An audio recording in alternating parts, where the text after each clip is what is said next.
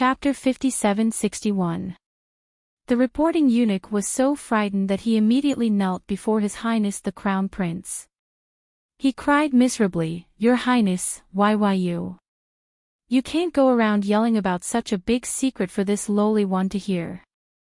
You can just go and do it yourself in secret. Why are you yelling about it for this lowly one to hear? Should this lowly one report? Your Highness, don't kill this servant to silence me." The eunuch wailed as he crawled to Mou's feet and cried, "Your Highness, this servant swears that I definitely won't speak out of turn. Please spare this lowly one's life." "Why would I kill you?" Mou glanced at him. "Hurry back and report to my royal father. Pass on everything I just said to him without leaving out a single word. You have to hurry, understand? My men will enter the palace in 3 days to capture them. If you only return to the capital after 3 days, then it's your problem." The eunuch was so frightened that he hurriedly crawled out, shrieking along the way, back to the capital, back to the capital." Mou couldn't help but roll his eyes when he saw the eunuch flee in terror. He turned to ask his personal bodyguard 7 steps behind him, "Steamed bun, am I that scary?" The guard stood expressionlessly not far away and nodded. "Very scary." Shaolin blinked and shuffled to Mou's side. She poked him with a finger. "What? The old great king even specially sent a personal eunuch to reprimand you. Is it because Princess Huaiju's matter reached the old great king's ears?" Mou turned to glance at her and nodded with a slight smile. "Why are you so smart?" "That's right." Shaolin pursed her lips with a smug expression. "I've been smart since I was young. My sister also praises me." Mou snorted. "What do you think my eldest brother and eldest sister-in-law are doing? We've waited for them for so long, but we haven't seen them enter the city. Who knows?" Shaolin was also a bit angry at the mention of this. Sister is such a baddie. She's so fickle. Isn't it enough to stroll around Kwoto village for 3 days? Why did they have to stay for so long? Forget it. Let's pack up and leave tomorrow morning. What's wrong? Has Princess Huaiju's but recovered? Shaolin scooted over to Mou's side with a strange expression and glanced at him smilingly. "Oh, right, what did your father scold you about just now? Since you're so angry, something big must have happened." Mou gave her a sideways glance. "You want to know?" Jolin nodded vigorously. Mou turned around and smiled at her. She reached out and gently tapped her forehead. "I'm not telling you." Seeing him leave, Jolin was so angry that he waved his fist at his back. "Stinking brat, when I meet up with brother-in-law, I'll definitely ask him to teach him a lesson." "How arrogant." "Princess." Qing Luo lowered her head and instructed the maidservants to change Princess Huaiju's dressing. She even personally brought a bowl of nourishing snow lotus soup to Princess Huaiju. Huaiju's spirit had been weak for the past 2 days.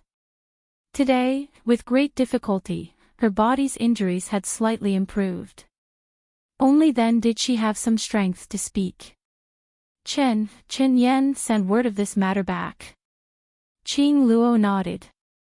Guard Chen was also worried that there was no way to treat the princess's injuries, so he thought of sending word to Imperial concubine Li Fu. Princess Huaiju angrily slapped the mattress. I told him before, but he completely turned a deaf ear." "What did Auntie say?" "I heard that the great king sent a little eunuch to deliver a message to His Highness the Crown Prince."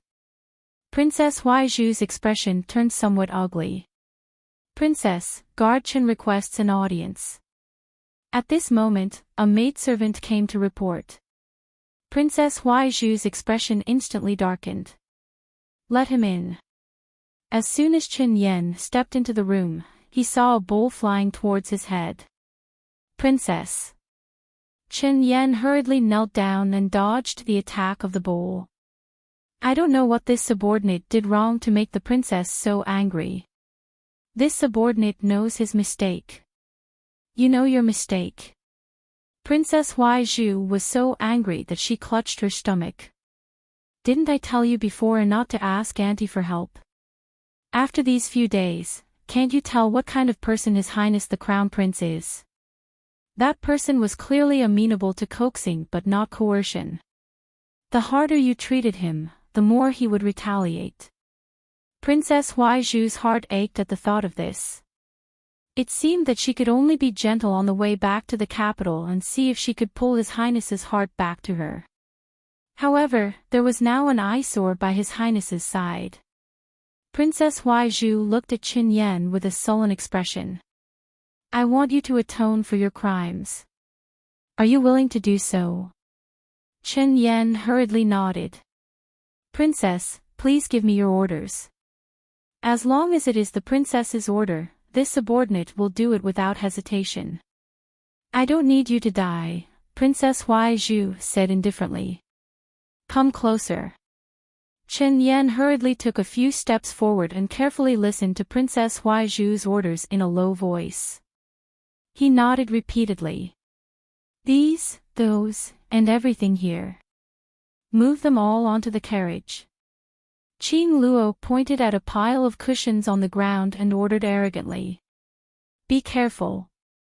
These are all the princess's personal belongings. Don't break them. Princess, let me help you onto the carriage. Be careful. Your body hasn't fully recovered yet. Be careful of your wounds. As soon as Jolin walked out of the door, he saw Qing Luo and the other maidservants yelling and shouting at some of the servants to move some things into the carriage. Jolin was leading a snow-white foal. He mounted the horse and patted it lightly. The foal suddenly galloped a few steps and spread its four wings. Amidst the exclamations of the crowd, it flew a few steps into the air. Jolin opened his mouth and yawned. He lay on the horse's back and reached out to gently rub the foal's ears. Don't be naughty. There are too many people here. Get down. The foal folded its wings, which were tens of meters long, and reverted to the appearance of an ordinary horse. It shook its head and trotted off. Qing Luo's eyes widened in shock. She turned to look at Princess Huaizhu, whose expression was extremely ugly. She whispered, Princess Huaizhu, what is that? A mystical beast. They had lived in the lower star regions for so long, but they had never seen such a rare flying mystical horse. Their eyes widened, as if they had just seen a wondrous object. Princess Huaizhu's face burned. She glared at Qing Luo and the other maidservants. Put away the curiosity in your eyes. You good-for-nothings. It's just a small matter. Look at how scared you are. However, the envy and jealousy in her eyes were difficult to conceal. She thought to herself, where did this wild girl come from? How could she have such a mystical horse? Even as a princess, she had never owned such a mystical beast. To think that it could fly with four wings. Chapter 57-62. Princess Huaizhu fiercely pulled back her gaze and slammed down the bead curtain. She sat back down in the carriage, feeling as if something was blocking her chest, making it hard for her to breathe. Qing Luo obediently knelt beside her and cautiously glanced at Princess Huaizhu's expression. She whispered, Princess, it seems that this Miss Zhao's identity is not simple. We know very little about Northern Mo's royal family. How about I send someone to inquire about that Miss Zhao's background? Huaizhu couldn't resist sneering. No need. What's there to investigate? Don't tell me you really believed her words. The passageway between the upper three provinces and the lower star domain has long been sealed. Unless one ascends the heavenly stairway to the 6 prefectures' continents, how can one freely enter and exit? Qing Luo thought for a moment before whispering, Could it be that the other party has some powerful mystic artifact that allows them to freely travel between the 3 provinces, 6 prefectures, and the lower star domain? Princess Huaizhu glared at her in annoyance. Impossible. You've cultivated for so long, but have you ever heard of such an extraordinary person? I haven't. But seeing how powerful that lass's mount is, it doesn't seem likely that she's faking it. Qing Luo softly reminded, actually, it won't take much time to find a few people to inquire among the people. Princess, only by knowing yourself and your enemy can you win 100 battles. Princess Huaizhu thought about it and felt that this made sense. Thus, she nodded. Then go do it. Remember not to let anyone else know. She didn't want others to know that she, the Grand Princess of the Horde Kingdom, was actually afraid of a little girl with no background. She didn't agree to Qing Luo's request to investigate that lass's background because she was flustered and uncertain. Huaizhu squeezed the handkerchief in her hand and had Qing Luo come closer to whisper, then should we tell Chen Yan about the plan and postpone it? That's fine. Qing Luo nodded. To be safe, let's investigate thoroughly first. Although Princess Huaizhu was a bit unhappy, Xiao Lin's move just now was truly shocking and had a relatively large psychological impact on her. Qing Luo, this lass, was meticulous and had always been the one to advise her on many matters. Huaizhu trusted her completely and felt that there was nothing wrong with listening to Qing Luo's advice on this matter. Arbor's group stayed in Quoto village for several days before deciding to set off for Shizhou City. There was even a small episode yesterday.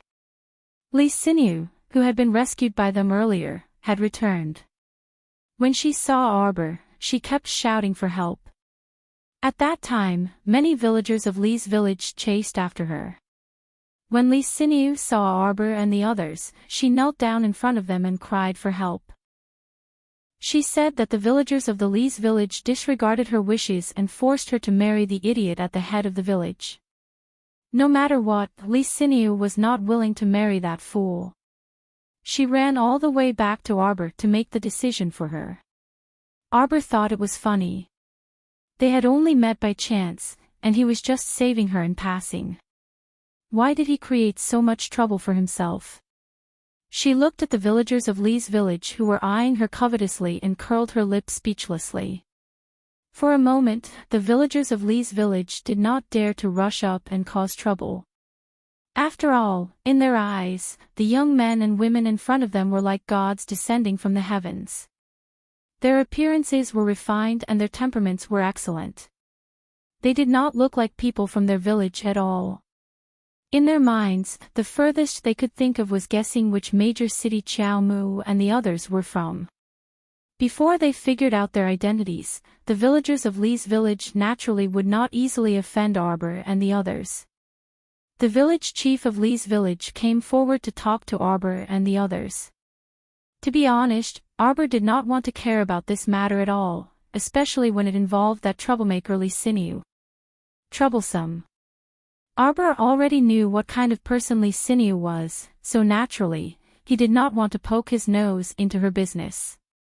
Thus, he said to the village chief, "We are not familiar with this lady. It is not convenient for outsiders like us to interfere in your village's matters. You can handle it yourselves." At that time, the village chief was stunned. In his eyes, this little noble in front of him was simply too knowledgeable and considerate. He hurriedly and humbly curtsied and agreed. Li Xinyu could not take it anymore. She screamed, crawled, and threw a tantrum in front of everyone, insisting that Arbor make the decision to save them. How could Arbor have a good temper? He directly led his people into the house. After the zombie tide was more or less resolved, they had found people to renovate and guard the house they previously left in Quoto village. The Qiao family members habitually went to a place to buy land and houses, although these properties and fields in the lower star domain were not of much use now, and most of them were given to loyal old servants to live in. But due to her obsession with these properties, since it was rare for her to come back, the little stoic would still urge her younger sister to visit her family's properties on the way back to the capital. Just take a few melons and dates if you can. Liciniu was horrified. She didn't expect Madame Mo's personality to be so eccentric. She really did not care about her when she said she would. Now, she was waiting for these big shots to save her life. They only needed to move their fingers slightly, and these villagers of Lee's village would kneel on the ground and beg for mercy. It was clearly a trivial matter, but no one was willing to help her. Liciniu was furious and yelled and screamed outside the house. In the end, she was gagged by her villagers and dragged all the way back. Before long, the old folks guarding the Qiao residence went outside to inquire about the news and came back to tell Arbor that Liciniu took the 500 mystic currency betrothal money from the village's idiot family and ran away in the middle of the night after pocketing it. This time, they finally caught her with great difficulty, and the village chief ordered her to be married off. She had to get married whether she wanted to or not. After hearing about Liciniu's escape from marriage, and Wushuang looked like she was looking at a weirdo and glanced outside the door. If she didn't want to get married, why did she accept the betrothal money? She didn't want to get married just because she took the money. She even described the other party as a bastard who forced her into marriage. She was clearly the one who was greedy and swindled money out of marriage. This was truly amazing. Third Fu nodded and said, "Thankfully, we didn't care about her lousy affairs. Otherwise, we'd be looking for trouble again." Arbor expressionlessly turned to look at the shocked Qiao Sr. "Do you understand?" Qiao Sen nodded fiercely. "Sister, you're right. Meddling in other people's business won't end well." Qiao Sen looked up at the sky and recited, "I swear to the heavens that I will put away my saintly heart. From now on, I won't meddle in other people's business and won't mention idle thoughts." Everyone couldn't help but twitch their mouths. The little stoic's education method had always been rather eccentric. Everyone packed their things and set out for Shizhou City. With their current strength, they could arrive in the time it took to brew a cup of tea. However, everyone came here to play, so they naturally walked and stopped to look around. They only arrived at Shizhou City's entrance when it was almost evening. Chapter 57-63.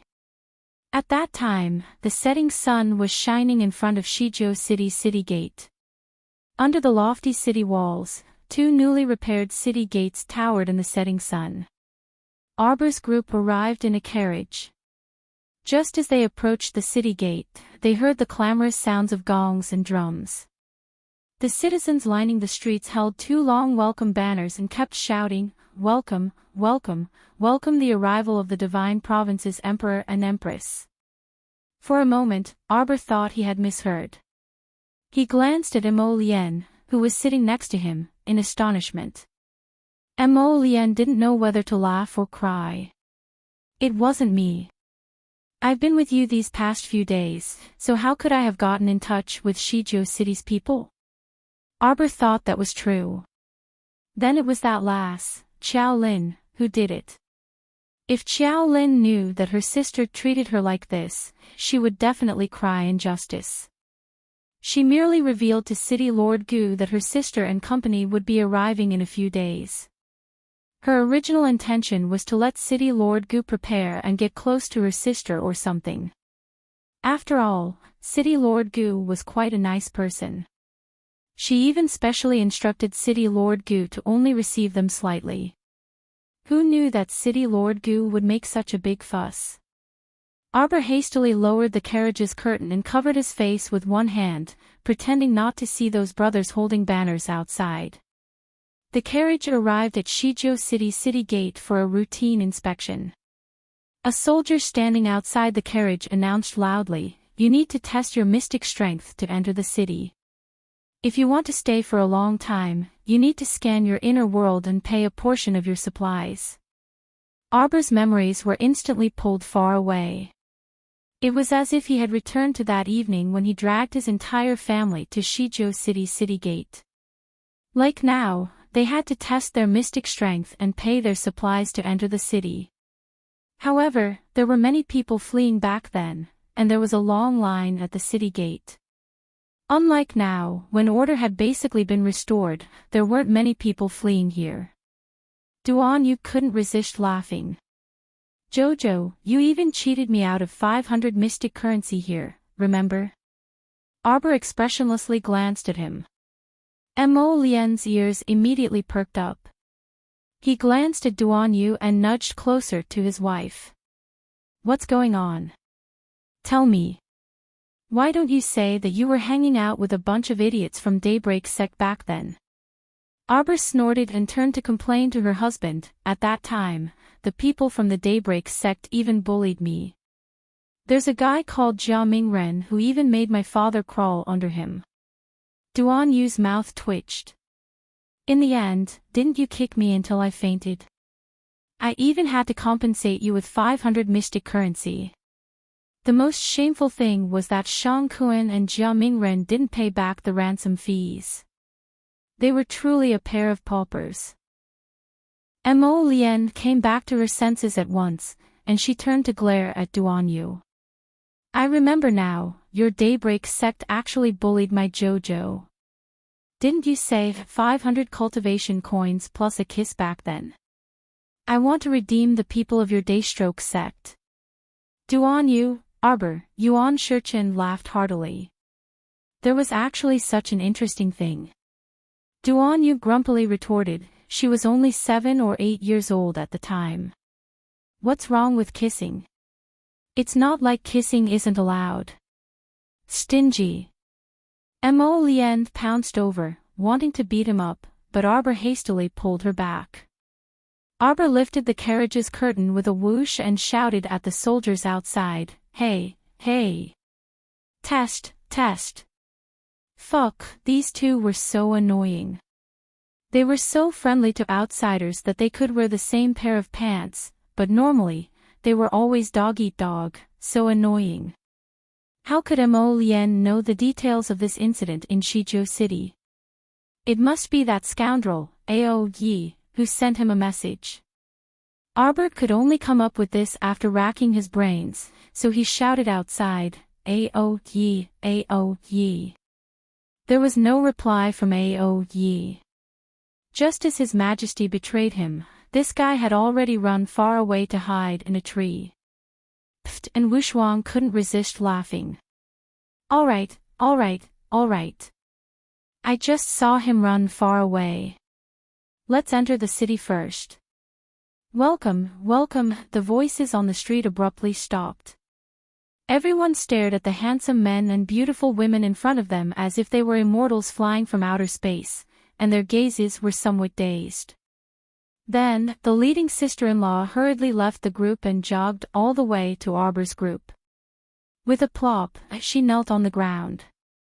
You must be guests from China. With her looks, demeanor, and appearance, there was no need to guess. After all, they had never seen such a group of good-looking people in a small city like this. And Wushuang's mouth twitched, and she hurriedly reached out to help her up. Hey, get up first. Get up and talk. The sister-in-law shook her head repeatedly and then waved her hand twice in command. The passers-by on both sides seemed to have suddenly reacted, and the sound of gongs and drums resounded in the sky as they shouted, Welcome, welcome, welcome, welcome. Arbor, she really didn't want to bother with these fools, quickly report to the city lord that the guests from China have arrived. After the sister-in-law shouted, several soldiers immediately reacted and hurriedly mounted their horses, galloping to find the city lord at lightning speed. When the city guard standing at the side saw such a large group of people, he couldn't help but ask, Do we still need to test them? Test my ass. The sister-in-law went up and slapped the back of the fool's head. Hurry up and welcome the guests in. At this moment, Arbor was in a mess in the wind. The 7 flowers in the star domain were chattering noisily. Jojo, we're coming out. It looks so lively here. It's so fun. I want to go out and take a look. Sir Jojo's head hurt from all the noise, and he waved his hand to let them out. The sister-in-law who was enthusiastically exchanging greetings with them was instantly startled. In the blink of an eye, 7 or 8 more people appeared from the original group, and this really made them dumbfounded. The crowd on both sides of the street exclaimed in unison. Immortals, they're immortals. Gu Qingfeng hurriedly rode over with Mr. Zhang. When he saw Mo Lian and Arbor standing at the front of the crowd, his eyes immediately widened. The two of them hastily jumped off their horses and rushed over. They were so excited that they almost made a mistake in their greetings. They prostrated themselves on the ground and almost shouted, "This official greets His Highness the Crown Prince." However, they hastily corrected themselves. "This subordinate greets His Majesty and Her Majesty." Arbor looked at the two people in front of him and sighed with emotion. She had a very good impression of City Lord Gu and Mr. Zhang. When their family lived in Shizhou City, City Lord Gu and Mr. Zhang took great care of them. The Qiao estate in Pear Blossom Alley was remodeled from the City Lord's estate's private garden. It was secluded and quiet, and no one usually dared to disturb them. City Lord Gu, Mr. Zhang, long time no see. Gu Qingfeng and Zhang Yan excitedly went up to greet them, their eyes almost red. They still clearly remembered the scene when Miss Qiao's family came to Shizhou City that evening. It had been almost 13 years since Miss Qiao left for the Holy Water sect. Chapter 57-64. Gu Qingfeng and Zhang Yan were very happy to reunite with their old friends.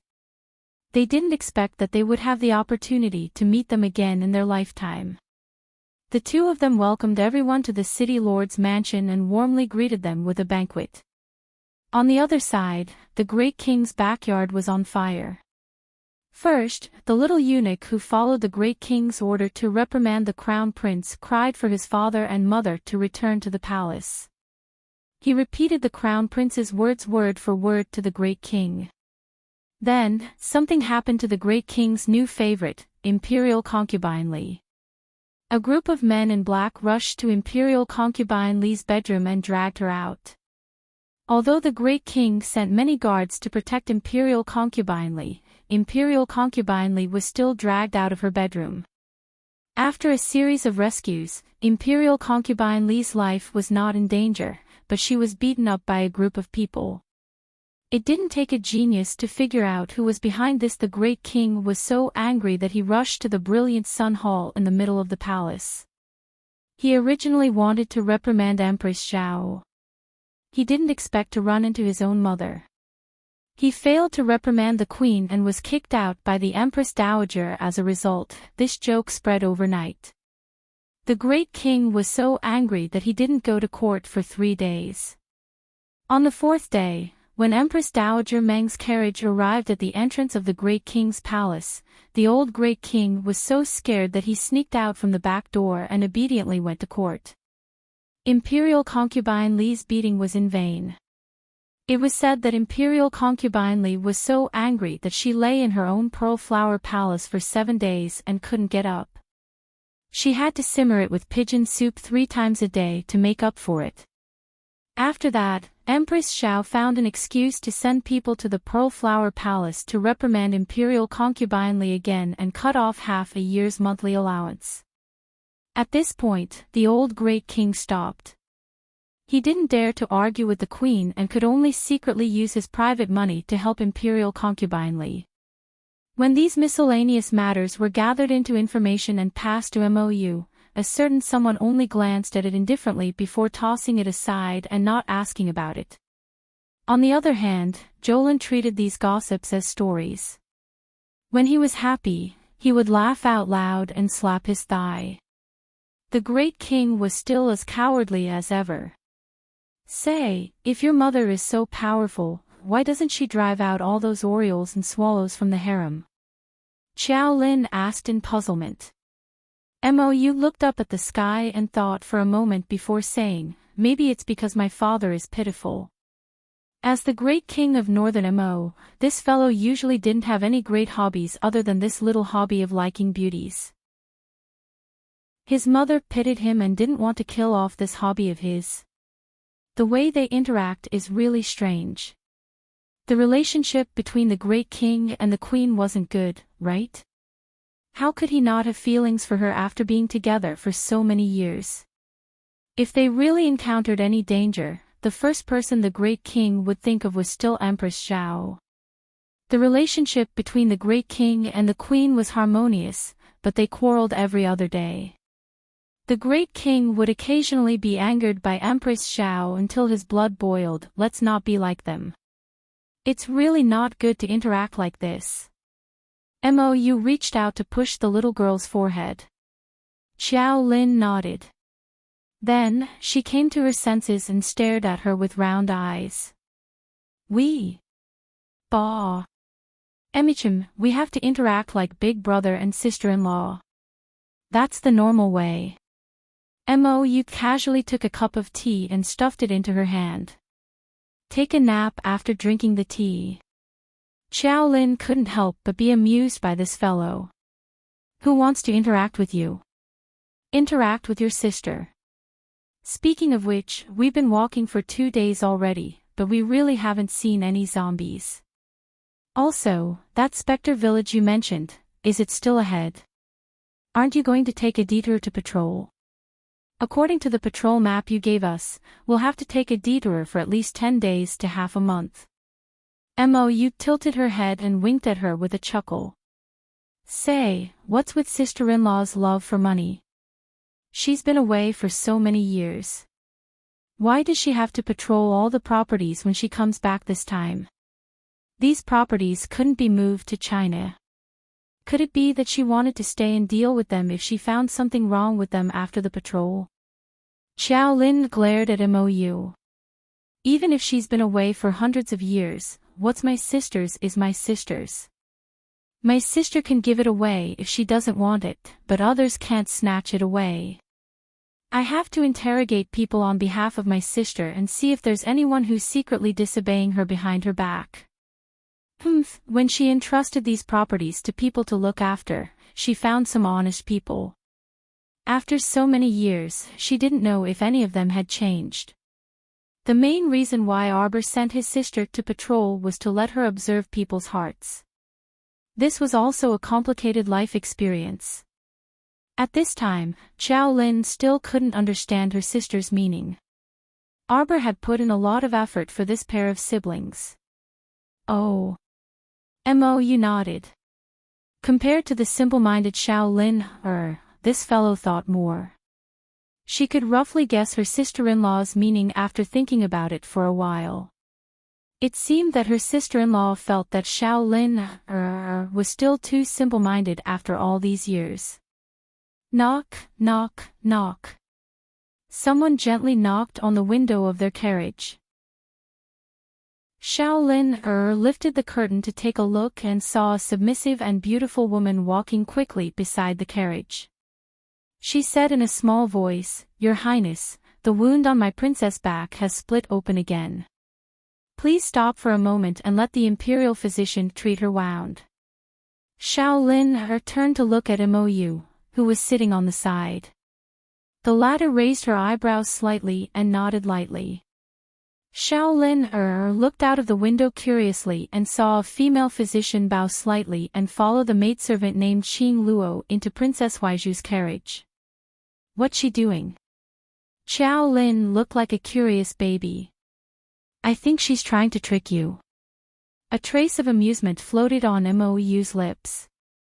Oh, in your opinion, what is she trying to trick me about? I reckon that maidservant of hers will come looking for you again in a while. Xiao Lin's eyes turned as she said with a grin. Sure enough, a moment later. Qing Luo ran back tearfully and knelt outside Mou's carriage.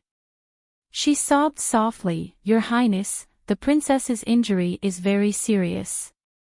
That physician Liang said that without a black grade or above hemostatic ointment, the princess's back injury will continue to spread. What do you want me to do by telling me this?" Mou sat in the carriage and didn't even show his face. Only his indifferent voice traveled out. The girl called Qing Luo couldn't help but tremble slightly. Am I a physician? Do you think I could treat her just because you told me? Mou's voice grew colder. Since you can't treat Princess Huaizhu, drag that physician Liang away and deal with her. Qing Luo's body trembled. Physician Liang, who was originally standing at the side and watching the show, suddenly trembled in fright and knelt on the ground with a plop. When Xiao Lin saw this scene, he almost laughed out loud. He hurriedly covered his mouth with his two small hands and coughed lightly. He stretched out his leg and lightly kicked Mou beside him. Chapter 57-65.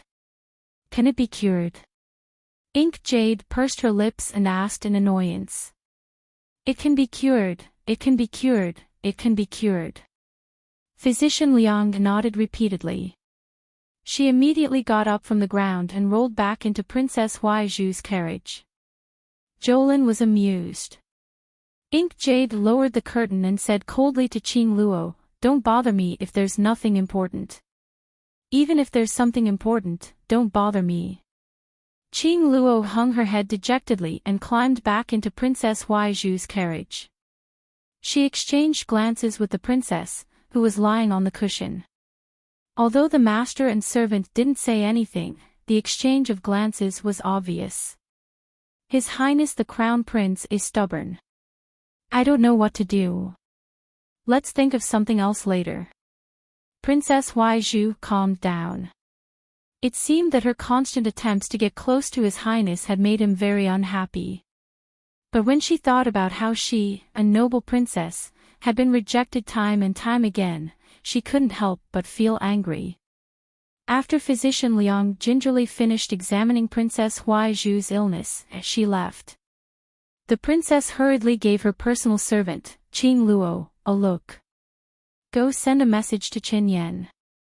Princess Huaizhu stuffed a slip of paper into Qing Luo's hand and gestured with her lips. I thought of another way to test that Miss Xiao. Yes.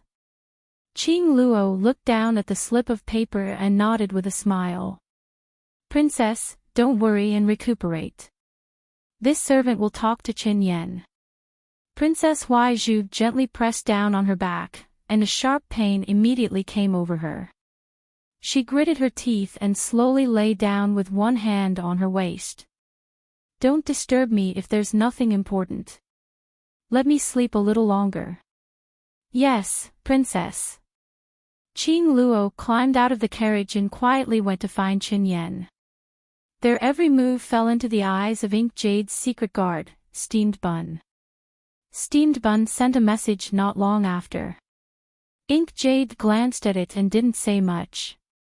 She only gave an indifferent order to continue on their journey. Jolin was about to fall asleep in the carriage. The bumpy ride lasted until 10 in the evening. The carriage stopped at the entrance of a small town. The wheels rolled over a wooden stick and jolted heavily. Jolin's large head shook violently, waking her up. Mou found her interesting and couldn't help but smile. You're awake. Oh, where are we now? According to the map of your assets, we should have reached Pingyang town by now. Mou held the map of the Qiao family's assets and glanced at it with interest. His slender finger pointed at one of the red dots. Here, it's here. According to the records, there is a manor here, with 100 mu of land. Why do you think sister-in-law would buy property in such a small town? What do you know? Jolin glanced at the man in annoyance. My sister is an ambitious person. Buying property all over the country is her ambition and goal. What do you men know? Mou was speechless. Actually, she just likes to amass wealth everywhere, Mou thought to himself. Maybe he saw something good on the way and bought it. This was probably his hobby. That manor is in the easternmost part of town. Should we go there now? Jolin nodded. Let's go. While they were talking, they suddenly heard a loud noise coming from behind the carriage. Accompanied by ear-piercing shouts and commotion, the noise quickly spread towards them. Mou lifted the carriage curtain with one hand, only to see secret guard Steamed Bun standing outside the window expressionlessly. Seeing him poke his head out, Steamed Bun said indifferently, "Someone touched Miss Chiao's divine beast. They are now being chased by the divine beast." Jolin blinked her large eyes and jumped out of the carriage. Looking up, she saw her little Pegasus spreading out 4 wings that were tens of meters long, flipping in the air. It opened its mouth and spat out a flame that was several meters long, chasing after someone below. Hua! The large crowd below broke out in cold sweat, rolling and crawling in all directions to dodge. Jolin jumped in fright and hurriedly leaped into the air. With a whoosh, she arrived beside the little Pegasus. Don't make a scene. This 4-winged snow foal was, in essence, a sacred beast that was infinitely close to a sacred beast. If it were to get angry in the lower star domain, a mouthful of flames could kill thousands of people. Jolin broke out in cold sweat and hurriedly raised her hand to calm the little Pegasus' head. What are you doing? Don't make a scene. The 4-winged snow foal shook its head and rubbed against Jolin, the words "I'm in a bad mood" written all over its face. Jolin hurriedly circled around it. Seeing that it was safe and sound, she couldn't help but heave a sigh of relief. Then she wondered if she was too nervous. Where was this place? This was Seikong planet, not the divine continent. How could there be something that could hurt her divine beast? It was just that her Snowy had always been very obedient. Why was it so angry now? Jolin made it fold its wings and hopped down from the horse's back. She then flipped down from the horse's back and raised her hand to stroke the snowy white fur on its neck. Turning around, she saw Mou slowly walking over from outside the crowd. Jolin said to him, "What's going on? Who was it that touched my Snowy just now?" If someone hadn't touched it, based on Jolin's understanding of this little Pegasus, it wouldn't have gotten so angry so easily. Mou raised his eyebrows and turned to look at the hidden guard following behind him. Steamed Bun waved his hand, and 2 guards escorted a dark, thin, and short man. They pushed him in front of Jolin and directly kicked his knee. With a thud, that person knelt heavily on the ground, his entire body trembling like a sieve. Jolin glanced at that person and found that he was very unfamiliar. She didn't recognize him at all. Who is this? Vice Captain Chen, aren't you going to explain to us? Mou smiled faintly and turned to glance at Chen Yan, who was standing there ramrod straight and unmoving. Chen Yan, His Highness is calling for you. The 2 guards shouted angrily. With a cold face, Chen Yan strode to Mou and knelt on one knee as he sincerely said, "This subordinate doesn't understand what His Highness means." "Oh. See if this person is one of your people? You don't understand." Mou looked at him in amusement. "Why would your people touch Miss Chiao's steed? When we were resting just now, this person wanted to feed Miss Chiao's horse. I don't know how, but he angered the horse." Chen Yan coldly glanced at that person, then took 2 steps forward and slapped him across the face. "What's going on? Who told you to touch Miss Chiao's steed?" That person gritted his teeth and didn't make a sound. Even when he was slapped, he only lowered his head and didn't say a word. Chen Yan, Mou coldly called his name. "Are you still not going to confess? Vice Captain Chen wanted to steal the horse, right? What did you have someone add to the horse's feed?" Chapter 57-66. Chen Yan's eyes flashed. "Miss Chiao, you misunderstand. Whether it's a misunderstanding or not, we just need to have the medical officer examine it." Xiao Lin didn't want to waste time with him and turned to glance at Black Jade. The latter nodded slightly and was about to turn to speak when the short, dark-skinned man who had been caught spat at the crowd and struggled to his feet, cursing angrily. It's just a lousy horse. Why would this elder want to steal it? Your dog eyes must be blind, ow. Before he could finish speaking, Steamed Bun punched him to the ground. Black Jade's cold eyes swept over him. Make him speak the truth. Yes. Steamed Bun pulled the man up and dragged him out of the crowd like a rag. This action was so large that it gave everyone a fright.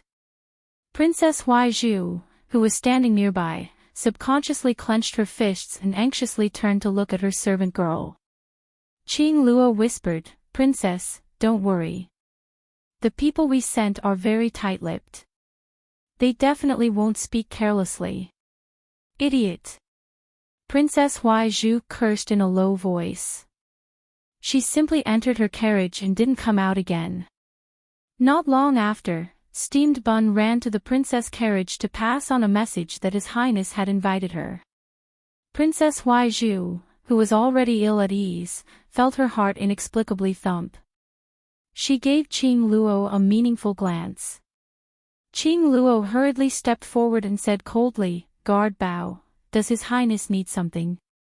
Princess, you know very well what you've done. Why ask when you already know the answer? Steamed Bun gave a fake smile and bared his teeth at the master and servant pair. Princess Huaizhu felt her heart clench. What do you mean? Before Huaizhu could speak, Qing Luo had already shouted at the top of his lungs. You Northern Mo people wouldn't suspect that our princess wanted to steal Miss Zhao's precious horse, right? Qing Luo sneered. Is she worthy? Princess, there's no need to deny it. Your subordinate has already confessed the truth. He even gave that taming talisman to His Highness. Princess Huaizhu's expression changed, and she nervously turned to look at Qing Luo. The meaning in her gaze was very clear. Didn't you just say that the people you send over are all stubborn and won't be recruited? It hadn't even been 5 minutes, but she had already revealed everything. She had even given the precious taming talisman to the crown prince. Huaizhu felt that her heart and lungs were about to explode from anger. She reached out and tightly grasped the hem of her clothes. She raised her chin and tried her best to maintain a noble demeanor. Lead the way. Qing Luo was also startled. He hurriedly got off the carriage and nervously followed Princess Huaizhu all the way to the open space by the riverside. Mou decided to camp here for the night and settle the dispute at hand before continuing on his journey. He felt that he had to make things clear to this foolish princess. He hoped that in the future, she would not come up with this kind of joke again. He actually used a talisman in front of Miss Zhao, and it was even that kind of lousy taming talisman. He had never heard of such a talisman in the world. Earlier, he had asked Jolin, and Jolin had clearly told him that the princess had been deceived. There was not the slightest bit of talisman energy flowing on that so-called taming talisman. Therefore, that taming talisman was a fake talisman. The princess of the Horde country was the well-educated and well-mannered woman that Lord Father had described. Why did it seem like she was completely different? Could a normal person use a talisman in front of Miss Zhao? Although this second Miss Zhao did not know how to draw talismans, it went without saying how many precious talismans she had on her. Her elder sister was a truly omnipotent saint-level great talisman master. Saint-level golden talismans could be drawn with bare hands without any effort. To actually show off in front of second Miss Zhao and use a fake talisman to trick her, wasn't this a joke? Huaizhu walked through the crowd, followed by a somewhat nervous Qing Luo. The master and servant pair's movements were somewhat restrained as they walked to Mou. At that moment, a gentle breeze was blowing by the riverside, swaying the thin weeping willows. That outstanding young man and woman were sitting by a small fire, fiddling with the food on the grill. When Huaizhu and Qing Luo walked over, Jolin only turned to glance at them, then continued to stare at the food. Mou waved his hand, indicating for Steamed Bun to escort over the dark-skinned youth who had confessed. That person was covered in blood, which was rather out of place in this tranquil, jade-green water. Qing Luo shrieked in fright, but when Huai Zhu glared at him, he hastily covered his mouth, not daring to make the slightest sound. Mou turned to sweep a glance at the master and servant pair. Does Princess have any explanation? This person confessed that it was you who ordered him to do it. This taming talisman was also given to him by your maidservant. As he spoke, Mou tossed the crumpled yellow talisman in his hand in front of Princess Huai Zhu, a trace of incomprehension in his eyes. This woman was truly foolish and naive. This taming talisman might have been given to her by some swindler, but she actually believed it to be true. Everyone knew that mystic cultivators above level 10 could form contracts with mystic beasts by chance. It was not possible for a random talisman to tame a beast. No, it's not like that. Your Highness, don't listen to his nonsense. Our princess doesn't know him at all. Qing Luo gritted his teeth in anger, his gaze darting back and forth as if searching for someone. Looking for Qin Yan. This prince had him tied up. Mou curled his lips. This person's management was lax, and a notorious thief appeared among his subordinates. As the deputy captain, he should also take responsibility. From today onwards, remove Qin Yan from his position as the deputy captain. In the future, he is not allowed to interfere in any of the Dragon Saliva Guard's matters, Mou coldly ordered. Yes. Princess Huai Zhu's heart thumped again, and she inwardly cursed. This Qin Yan was one of her aunt's trusted aides. Her aunt had expended a great deal of effort to arrange for this person to be the deputy captain of the Dragon Saliva Guard. But now His Highness the Crown Prince had dismissed him with a single sentence. This truly made one feel extremely powerless. In the face of absolute power, anything one did would be courting death. Mou swept a glance at the pale-faced Princess Huai Zhu, and a faint trace of disgust flitted through his eyes. I'll give you a word of advice. There's still about 20 days of travel. Don't create such a mess again. This prince's patience is limited. Limited? You simply don't have patience. Or should I say, you truly don't have the slightest bit of patience with this princess. Princess Huai Zhu's eyes shot out flames of fury. She was about to open her mouth to retort when an arrow unexpectedly flew through the air and landed beside her feet with a whoosh. She was so shocked that cold sweat broke out all over her body, and she fell on her butt. Chapter 57-67. At the same time, dozens of grey-clothed assassins suddenly surrounded the carriage. Every one of them held a longbow in their hands and fired iron arrows at the group. Their speed was so fast that the group was caught off guard. 2 ordinary guards fell to the ground after being hit by the arrows. The leader shouted at the top of his lungs, "Capture him alive!" With a raise of his hand, countless arrows were aimed at Black Jade's carriage. Jolin turned her head and looked at Black Jade in dismay. The little girl hinted at Black Jade with her eyes. Did you summon these enemies? Black Jade hurriedly shook his head and shrugged helplessly. Looking at these people's attire, they should be assassins sent by the Kingdom of Strength. Steamed Bun jumped in front of the two and swept his sword, easily deflecting the dozen arrows. Your Highness. This subordinate will stall them here. Please take Miss Qiao and leave. Black Jade and Jolin's mouths twitched at the same time as they silently looked at each other. They didn't think that the Crown Prince's personal hidden guard would be so good at acting. Looking at this drama queen, it was truly comical. Jolin rolled her eyes at the sky. It didn't take long for Mou's guards to outflank the enemy and beat them back. The funny thing was that Steamed Bun was still jumping around in front of them, waving his long sword while looking around with bright eyes. He couldn't wait for a few more arrows to come out for him to block. But after waiting for a long time, not a single arrow came out. This person awkwardly turned his head to look at the expressionless crown prince. Steamed Bun lightly coughed and said in a small voice, "Your Highness, this place isn't safe. You should take Miss Chiao and leave first." Jolin rolled her eyes at him and hopped off the carriage. Steamed Bun hurriedly took 2 steps forward and used his arm to block Jolin's path. "Second miss, be careful." Black Jade couldn't help but cover his face. He now had reason to suspect that when he trained the hidden guards, he placed too much emphasis on loyalty and neglected the most important point: IQ. Jolin expressionlessly looked at Steamed Bun and silently walked around him.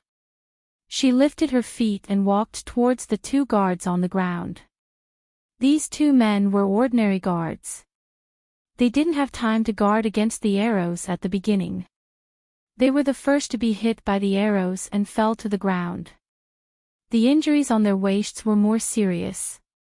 Jolin squatted beside the 2 of them and skillfully stopped their bleeding before applying medicine on them.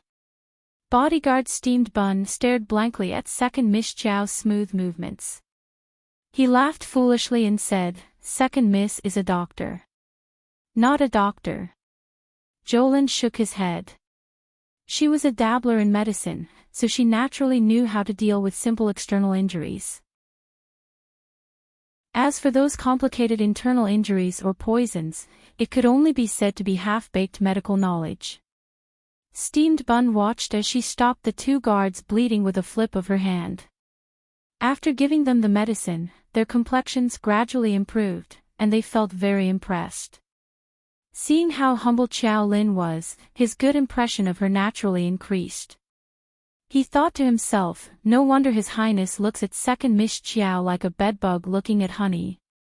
It turns out that Second Miss Chiao is beautiful, kind, and skilled. She has so many good points. If His Highness knew that this fellow was slandering him in his heart, he wouldn't think anything of it. After Jolin finished treating the 2's injuries, she had everyone carry them away to recuperate. Looking over, she saw the leader of the grey-clothed men from the Li Nation raise his hand and shout, "Pull back." MOU, this group of problematic assassins from the Li Nation really weren't professional enough. They looked like they were here to be funny, and they even said some nondescript Jianghu jargon before leaving. These people are the hidden guards arranged by the Li Nation's imperial family. Second Miss Chiao asked in astonishment. They really didn't look like much. They shouldn't be. Mo shook her head helplessly. They look like they came to scout ahead of time. Scout ahead? But didn't they already scout ahead when we were outside Shizhou City? According to MOU, the small group of people who attacked Princess Huaizhu outside Shizhou City were also sent by the Li Nation to stop the princess from entering the city. It looked like they were rather stubborn towards this Princess Huaizhu. Why must the Li Nation's people stop this Princess Huaizhu from entering the Mo Kingdom capital?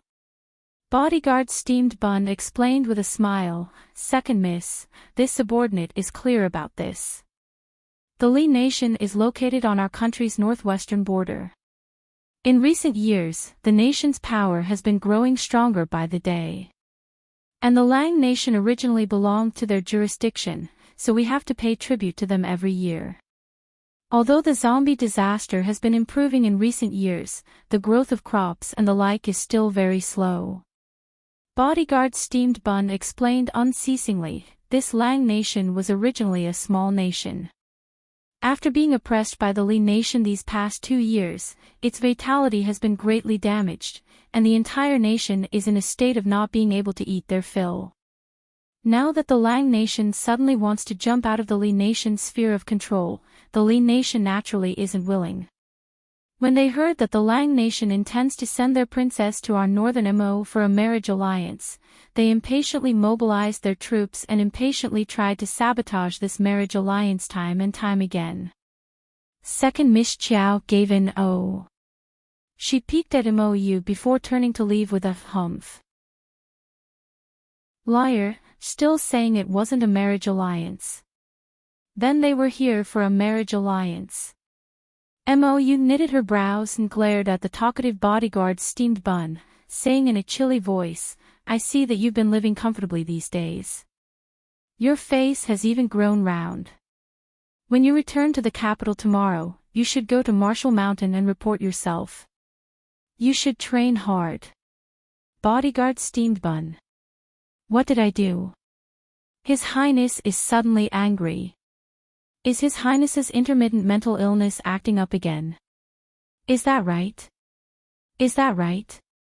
Seeing Mou float away from him, bodyguard steamed bun bitterly hung his head and turned to roar at the bodyguards behind him. What are you all still standing there for? Pursue. I want to see him, dead or alive. He was infuriated to death. It was all these Li Nation people's fault for finding trouble with His Highness all day long. Now, His Highness was venting all of his unhappiness on him. Who did he offend this time? He had to exterminate these rascals from the Li Nation and teach them a lesson. Your Highness, Princess Huaizhu fainted from fright. Mou, who had been given the cold shoulder outside the carriage, was currently vexed. She turned around and heard Physician Liang speaking to her with trepidation. She grumpily scolded, Am I the physician or are you the physician? If you have to report every trivial matter, what's the use of being a physician? If you can't handle it well, then scram as soon as possible. Stop being so long-winded.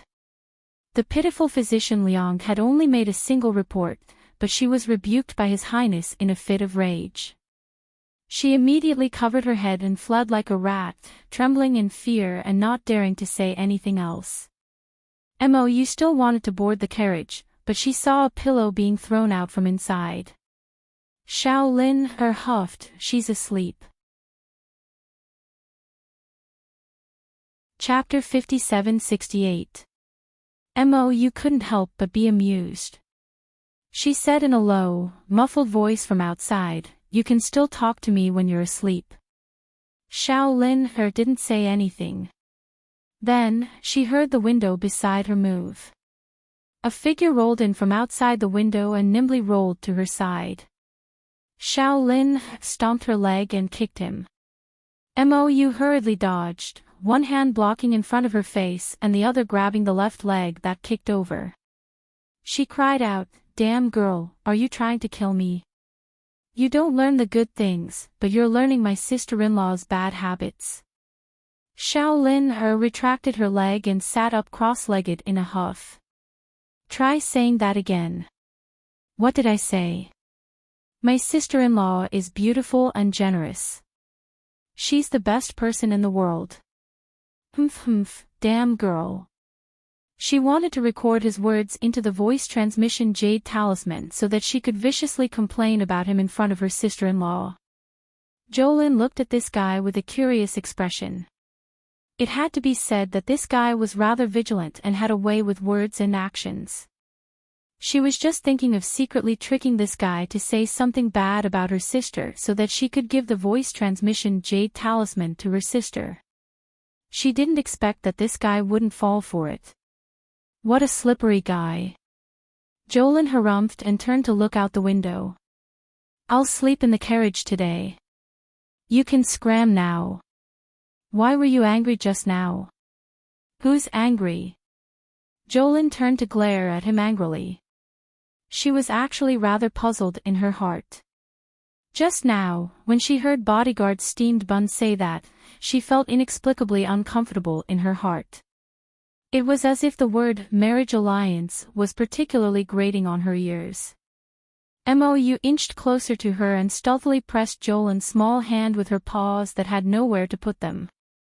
Actually, steamed bun's words can't be taken seriously at all. Think about what kind of person I am. Am I the kind of person to be manipulated by others? Don't worry, I definitely won't agree to something as nonsensical as a marriage alliance. I've already thought about it. Imperial father has so many concubines. It doesn't matter if he takes 1 or 10. When the time comes, I'll just let this princess marry him as his concubine. Jolin looked at Mou as if she was looking at a god. The meaning in her eyes were somewhat indescribable. She really wanted to ask this young man in front of her. Are you really your father's son? How could you arrange a concubine for your own father? Did you even consider your own mother's feelings? She was indeed a peerless weirdo. Mou didn't notice the look in Shaolin's eyes as he continued to plan. What do you think of my idea? Not bad, right? Look at my father. He can't do anything, but he's number one in life. If I were to suggest that he accept this princess, he would definitely agree. Jolin looked at the old man with a strange, frozen expression. After a while, he stammered, "This matter is a little inappropriate." "What's wrong?" Mou furrowed his slender brows. His restless claws gripped the little girl's small hand tightly as he shifted half of his body closer to her. "Didn't you say that her aunt is your father's new favorite for the past 2 years?" Mou rolled her eyes. "You're worried about this. That's not a problem, I'm telling you. So what if my aunt is in my father's palace? If this niece enters the palace, won't the family be reunited?" Pfff. Jolin tilted her small face and almost choked on her own saliva. "I feel that your current development is a bit worse than Big Brother's." This was the truth. Thinking back, when Big Brother was still the crown prince, he didn't seem to have screwed over the old great king like this. The old great king had really committed an old sin. Why were both his sons so screwed over in the end? Mou became agitated and tightly gripped Jolin's small hand. He asked agitatedly, "Then do you feel that I've already surpassed my father?" Jolin's gaze fell on their intertwined hands, and her face inexplicably heated up. What the hell was going on? When did her small hand get grabbed? She angrily pulled her hand back and lifted the curtain. Without another word, she threw this crown prince you out. Scram, unrestrained syllables slowly rippled through the summer night. On the sparkling riverside, Steamed Bun's imperial bodyguard and the others turned to look in shock. They saw their elegant and graceful master being thrown out of the carriage by the little girl. Roar! The curtain fell in front of their master with a whoosh. Everyone, oh, it was probably a misconception. It definitely was. With their understanding of the screwed-over crown prince, it wasn't very likely that he was a master who would suffer losses. After Shaolin threw the noisy man out of the carriage, she tossed and turned for most of the night and only fell into a deep sleep when it was almost 10 o'clock in the morning. When she woke up, she found that the carriage was already on the road. The body of the carriage swayed slowly, but it wasn't considered bumpy. She quickly got up and heard a faint resentful voice from the corner. "You're awake." Jolin looked up and saw a certain someone sitting diagonally across from her with an aggrieved expression. "Why are you here?" "This is my carriage." He was furious. This stinky girl actually threw him out of the carriage like this yesterday. Was he shameless? Oh. Jolin looked at the spacious carriage and raised her hand to touch her nose. It seemed that something like this had happened yesterday. She had occupied his carriage and rested for the entire night. When sleeping in Mou's carriage at night, as long as the cover in the middle was put down, it would be a large bed. In the morning, when the cover was turned over, it would be a small tea table with cushioned seats on 3 sides.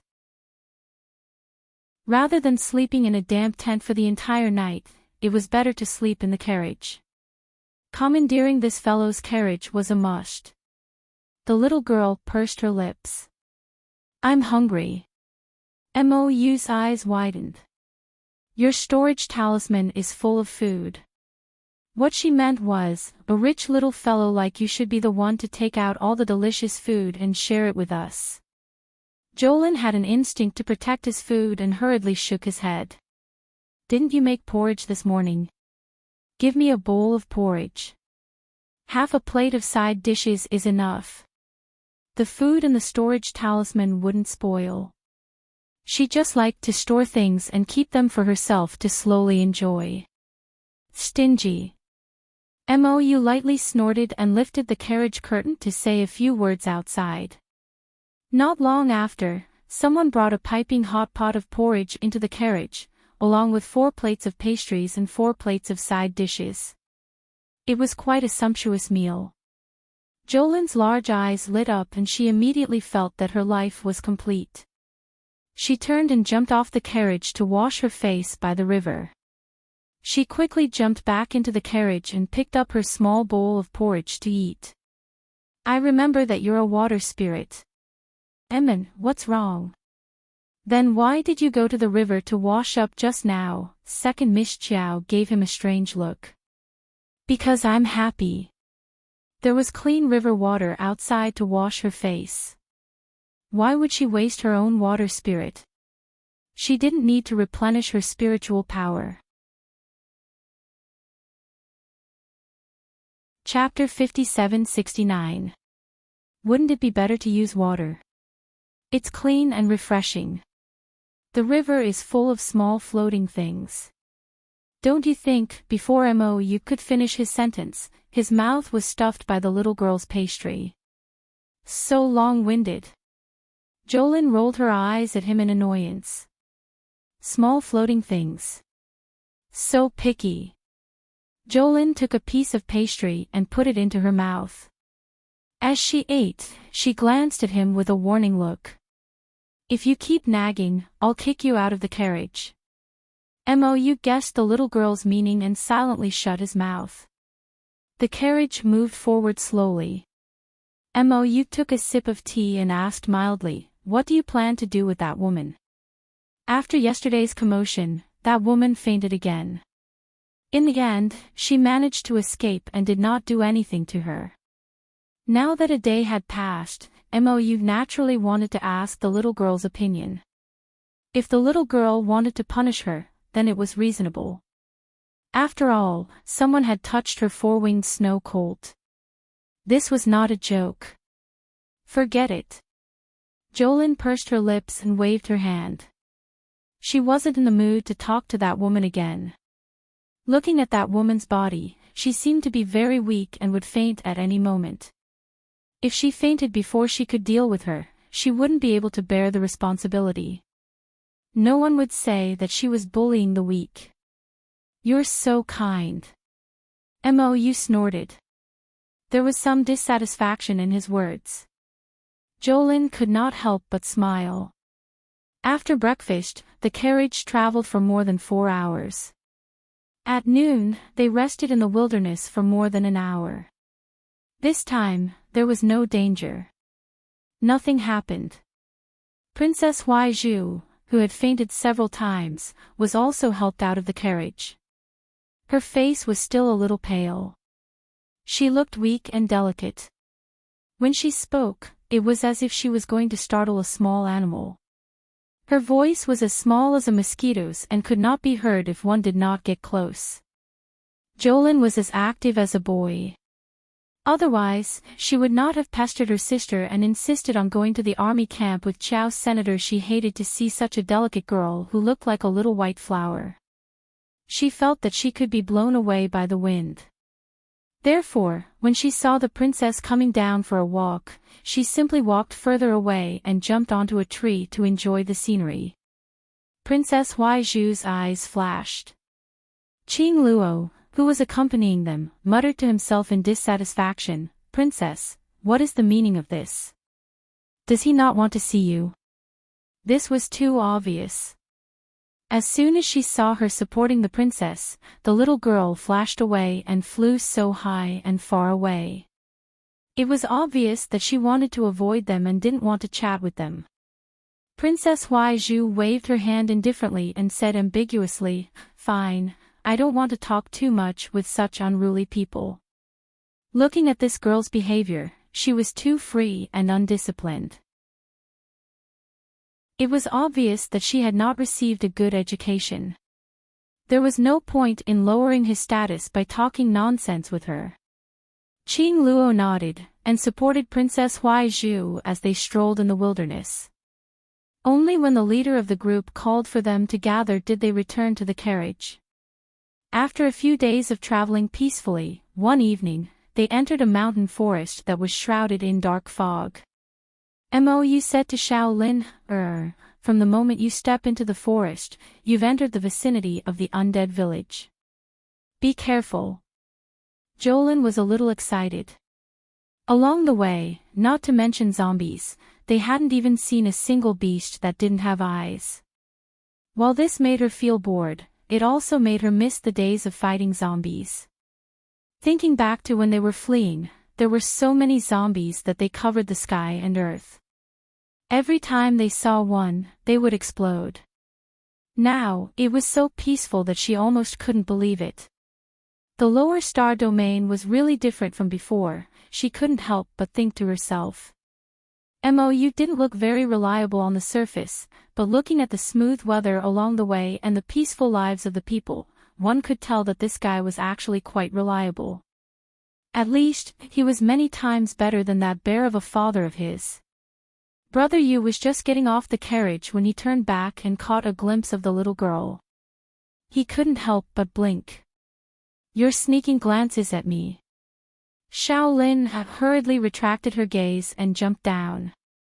Looking around at the dark fog, she frowned and said, "Are we staying here tonight? Once we enter the undead village, the fog will be even thicker. We won't be able to see anyone in front or behind us." Mou nodded and said, "Especially at night, it's even more so. We're still on the outskirts of the village, so we can still see a little clearly." Seeing this little girl squirming around beside him, Mou couldn't help but rub her forehead. "That's why I want you to stay by my side. Don't run too far away. Don't take this lightly." Got it, got it. Shaolin waved her hand and sniffed her little nose. She leaned closer to Mou and said, "Let me tell you, there should be zombies here. You smell it?" Mou couldn't help but tease in amusement. Jolin nodded his big head vigorously. "I smell it. It's that extremely rotten smell of rotting corpses." Mou, he almost didn't know what to say. He felt like he couldn't continue the conversation. Jolin looked around and glanced at Mou. "You don't believe me?" Yes, I believe you." Mou nodded helplessly and turned to whisper some instructions to Steamed Bun. Steamed Bun quickly ordered everyone to set up camp and rest. They planned to set off for the undead village tomorrow morning. Ah! Suddenly, they heard a cry of surprise from nearby.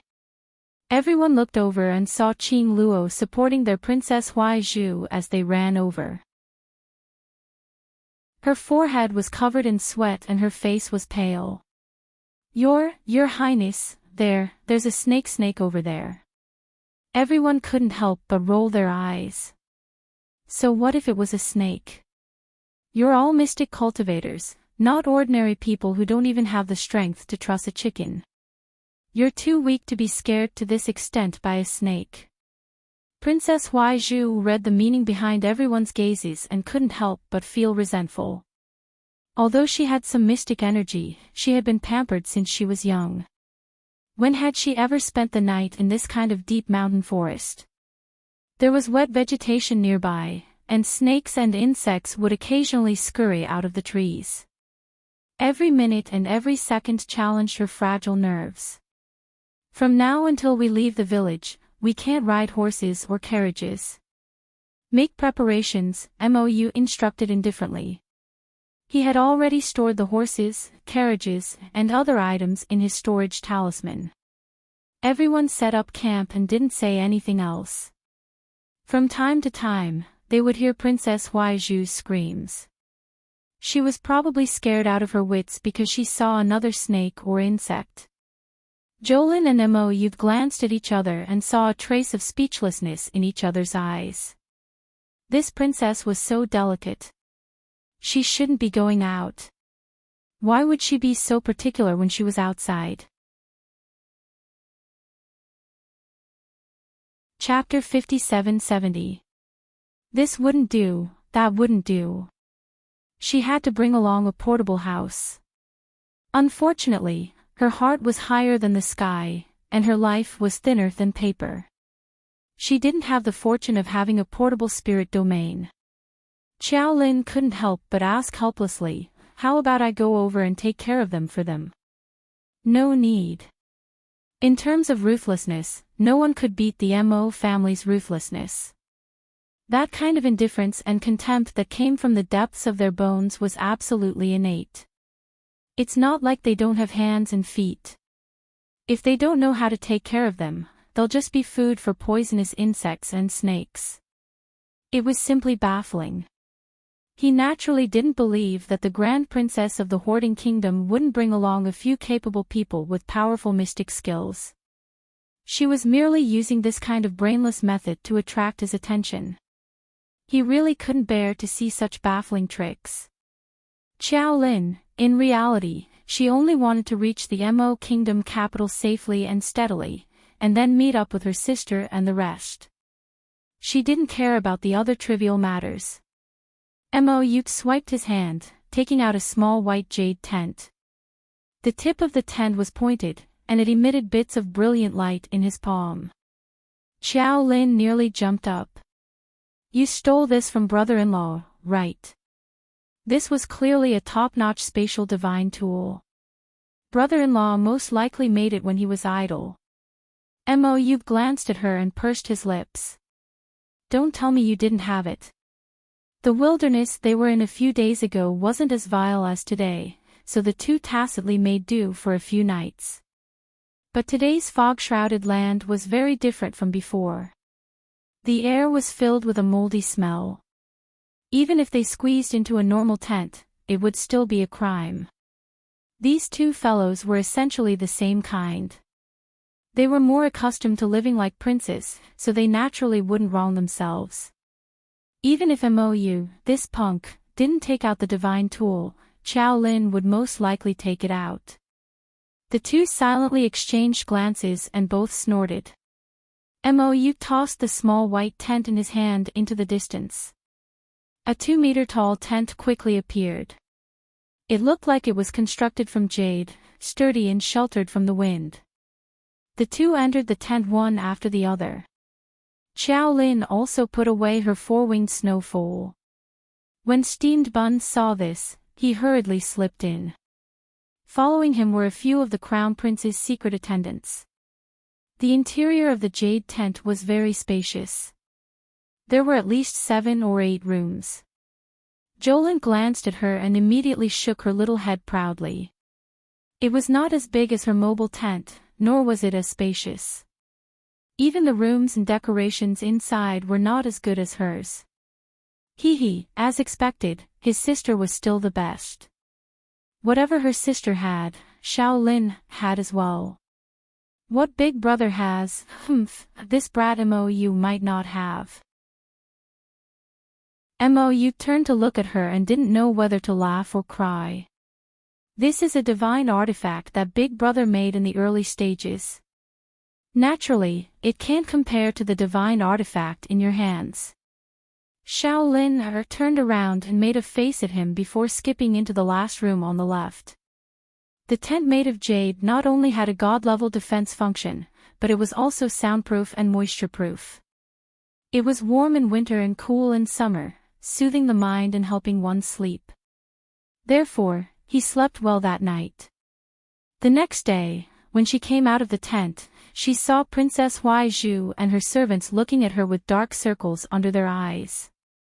What Xiao Lin didn't know was that after they entered the tent to rest last night, the sharp-eyed Qing Luo saw that Prince Yu had made such a good item and hurriedly reminded his master. The master and servants arrived in front of the tent, shouting and yelling. Unfortunately, the tent was soundproof and the people inside couldn't hear them at all. Mou and the others had long since gone to meditate and rest. Naturally, they did not know that Princess Huaizhu and her servants had spent most of the night in front of their tents. In the end, the two guards couldn't stand it anymore and persuaded him to leave. If they continued to yell and shout like this, no one in the camp would be able to rest. Shaolin had a baffled look on her face as she walked over to the bonfire and sat down. Steamed Bun Imperial bodyguard hurriedly brought her porridge, noodles, and other food. As Shaolin ate, she received various glances from Princess Huaizhu from time to time. What's wrong with them? Shaolin looked at Steamed Bun Imperial bodyguard with a puzzled expression. Steamed Bun Imperial bodyguard helplessly curled his lips and whispered, "Second miss, you don't know, but after we entered the Jade Tent with His Highness last night, Princess Huaizhu and her servants have been wandering around outside the tent, wanting to go in. It's just that our Jade Tent is soundproof, so we didn't hear them yelling for half the night." Shaolin nodded speechlessly, thinking, this princess really spared no effort to get close to Mou. She must have really put in a lot of effort. But why do I always feel uncomfortable in my heart? It's probably because this Princess Huaizhu is too weak and delicate. She's not the type of person I want to be friends with. Mou walked out of the tent and put it away with a wave of his hand. Qing Luo sat next to Princess Huaizhu and carefully said, "They spent the night in comfort and didn't even think about our princess." Princess Huaizhu's delicate body was precious, but she had to spend the night in the open. Those little bugs and cockroaches made Princess Huaizhu's face pale. As servants, they all felt distressed. The princess has never suffered such grievances since she was young, so why doesn't His Highness Mou know how to take care of his own princess? Also, this Qiao's second miss from the mountains is really not a good thing. Her skin was thick and she wasn't afraid of being bitten by mosquitoes. She even relied on the fact that she had known His Highness since she was young to shamelessly stay in the same tent as His Highness. A man and a woman alone for a night was truly shameless. At this time, they had long forgotten that there were 4 or 5 personal guards who went in with Mou. How could Huaizhu and the others know that the Jade Tent was divided into 7 or 8 small rooms? They only thought that Qiao's second miss was shamelessly sticking to His Highness and staying in the same tent with him. With their eyesight, they could only see that the material of the tent was much better than ordinary tents. At night, it was only able to ward off some snakes and insects. Princess Huaizhu's heart was filled with unhappiness. After these days of interaction, she could also see that this His Highness Mou really didn't have any other thoughts about her. He didn't even give her aunt, Imperial Concubine Li, any face. Otherwise, he wouldn't treat Qin Yan like this and remove him from his post without any mercy. Now, Qin Yan was still tied up at the back of the camp and couldn't even see him on a normal day. Huaizhu didn't know what Qin Yan's situation was. Mou casually ate some food and then ordered everyone to set out. Princess Huaizhu saw that he didn't even spare her a glance and couldn't help but feel depressed. Chapter 57-71. Princess, we have to be careful when we enter this village. Qing Luo moved closer to Princess Huaizhu and said with a frightened expression, "I heard that this village is a bit unclean." Princess Huaizhu was still feeling stifled. Hearing Qing Luo's words, she couldn't help but feel irritated. What do you mean by unclean? Could it be that there are wraiths in this small village? Qing Luo nodded subconsciously. She moved closer to Princess Huaizhu and whispered, "I heard that when His Highness the Crown Prince's group passed by this place, 2 people disappeared for no reason. They haven't been found since." Huaizhu was a little creeped out by her sneaky look. She pushed Qing Luo's arm away and forced herself to calm down. Ridiculous. There must be someone hiding in the shadows, trying to act mysterious when no one is paying attention. Huaizhu suddenly stopped talking. She frowned as she looked at the group gathering quickly. Those Mo Kingdom soldiers moved rather quickly. In a flash, they were already far away. Qing Luo saw that the group had finished their preparations and had already entered the undead village. She hurriedly urged Princess Huaizhu, Princess, there are many things that we'd rather believe than not. Let's hurry up and follow. What do you think? Huai Zhu wasn't very brave. Seeing the group moving forward, leaving her a large distance behind, she couldn't help but feel anxious. What are you talking about? Why aren't you following? Unexpectedly, she looked back and saw that the road they had come from was covered with a thick gray fog, and visibility was very low. He had a feeling that something terrifying was hidden in this gloomy fog. Princess Huai Zhu's body trembled slightly. She hurriedly said to Qing Luo, "Hurry up and follow. Stop talking nonsense." Qing Luo didn't know what to say. Most of the group had already moved forward, but she was still nagging by her ear.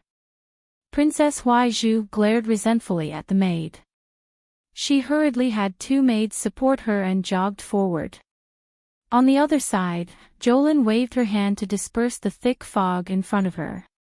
She calmly took out a thick scarf from her inner world and covered her entire face. The visibility in front of them was getting lower and lower. It was almost impossible to see anything within half a meter. Everyone's hearts sank. They couldn't help but quicken their steps. They followed closely behind, hoping that they wouldn't fall behind. Steamed bun would make everyone report their numbers every once in a while. Excluding the princess and her party, they had a total of 368 teammates. Nothing out of the ordinary had happened yet, but Steamed Bun's expression was extremely serious. After all, they had lost two of their teammates when they passed by the undead village. This incident was still fresh in their minds, and they still had not figured out what had happened. "Everyone, follow me," Steamed Bun said. "What's the situation behind us?" "Princess Huai Zhu, how many people do you have on your side? Have you counted them?" Princess Huai Zhu looked at Qing Luo with a puzzled expression. Qing Luo hurriedly said, "There are 115 of them. Is the number correct?" Steamed Bun said in a clear voice, "Remember to count the number of people at any time. The brothers walking at the back should pay more attention to each other." These words made everyone's hair stand on end. They couldn't help but want to quicken their pace and hug each other for warmth. Jolin took out a small butterfly. Its butterfly tail swayed gently, and a stream of light swept past. The little butterfly flew to the front and fluttered forward. Even the thick fog couldn't block the sparkling light. "This butterfly can pass through the dense fog and guide us in the right direction?" Black Jade asked curiously. Jolin nodded. "Just follow him." Steamed Bun's spirits were roused, and he shouted, "Everyone, follow closely and count off." Jolin couldn't help but ridicule. He had just freaking counted off 3 minutes ago, and now he was doing it again. Wasn't Steamed Bun being too cautious? The frequency of counting off was a bit too high. The group of people finished counting off one by one. Princess Huai Zhu said softly, "Then let's also count off. This way, everyone can feel more at ease." Qing Luo nodded and said, "The people of Jiang count off. Everyone, remember the number you reported this time. Wait for the count-off at any time." When the Jiang soldiers finished counting off at 114, the crowd froze for as long as a minute. The group of Northern Mo soldiers seemed to have exploded, all talking at once.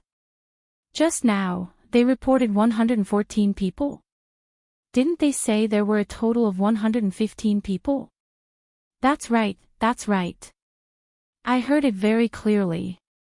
That's what they said. They're missing one. Right. They're missing one. They're missing one. Hurry and check. Princess Huai Zhu didn't understand at first, but after hearing everyone's words, her hair stood on end. Qing Luo's small face was pale with fright, and he couldn't stop asking in a trembling voice, "PR Princess, what do we do now?" "Count off again." 1, 2, the Jiang soldiers quickly finished counting off. This time, it was even worse. There was no more after counting off at 113. Another one is missing. Another one is missing. Everyone started to panic, especially the Jang soldiers at the very back of the group. In their panic, they suddenly screamed and madly ran forward, knocking down several people in succession. Mou coldly said, "Don't panic. Stand in your own positions. Take out all the light tools you can use." Dim rays of light appeared one after another in the fog. Jolin whispered, "This situation isn't right. Should we put them into storage talismans to hide? If they can't even survive such a small setback, how can they become a true hero?" Mou whispered back. Xiao Lin raised his head to look at him.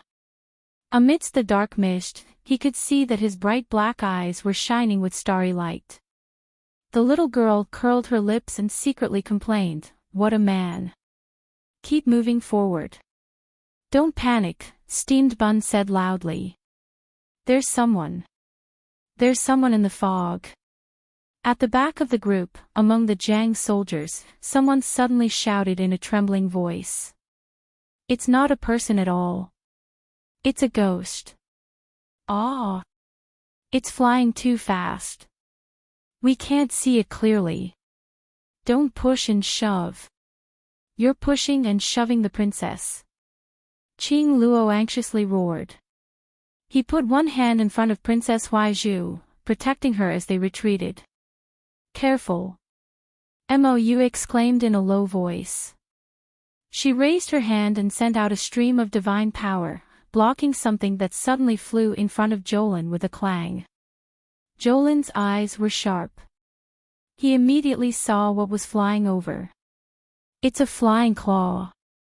The little girl tugged at Mou's clothes. She suddenly realized. The other party used this flying claw to catch people. Through the thick fog, visibility was extremely low. It was simply too easy to use a flying claw to drag away a few people from the back of the group without anyone noticing. "Outrageous!" Steamed Bun shouted angrily. "Who's playing tricks here? Come out!" Chapter 57-72. All of a sudden, a large amount of white medicinal powder was sprinkled in front of everyone. Jolin stuffed a pill into Mou's hand and used a thick scarf to cover her mouth and nose. She said in a low, muffled voice, "Those who come don't come with good intentions." Suddenly, she felt a claw grab her from behind, and her body flew backward involuntarily. Mou reacted quickly and grabbed Jolin's arm. A huge force came from the depths of the dense fog, and even she was pulled over. "Your Highness." Bodyguard Steamed Bun was shocked and hurriedly shot out. He saw His Highness pulling second Miss Jiao, and the two of them were pulled into the depths of the forest by hooks. Xiao Lin suddenly felt her body lighten as she was hugged by Mou. She instinctively reached out and wrapped her arms around his neck as she looked around her surroundings.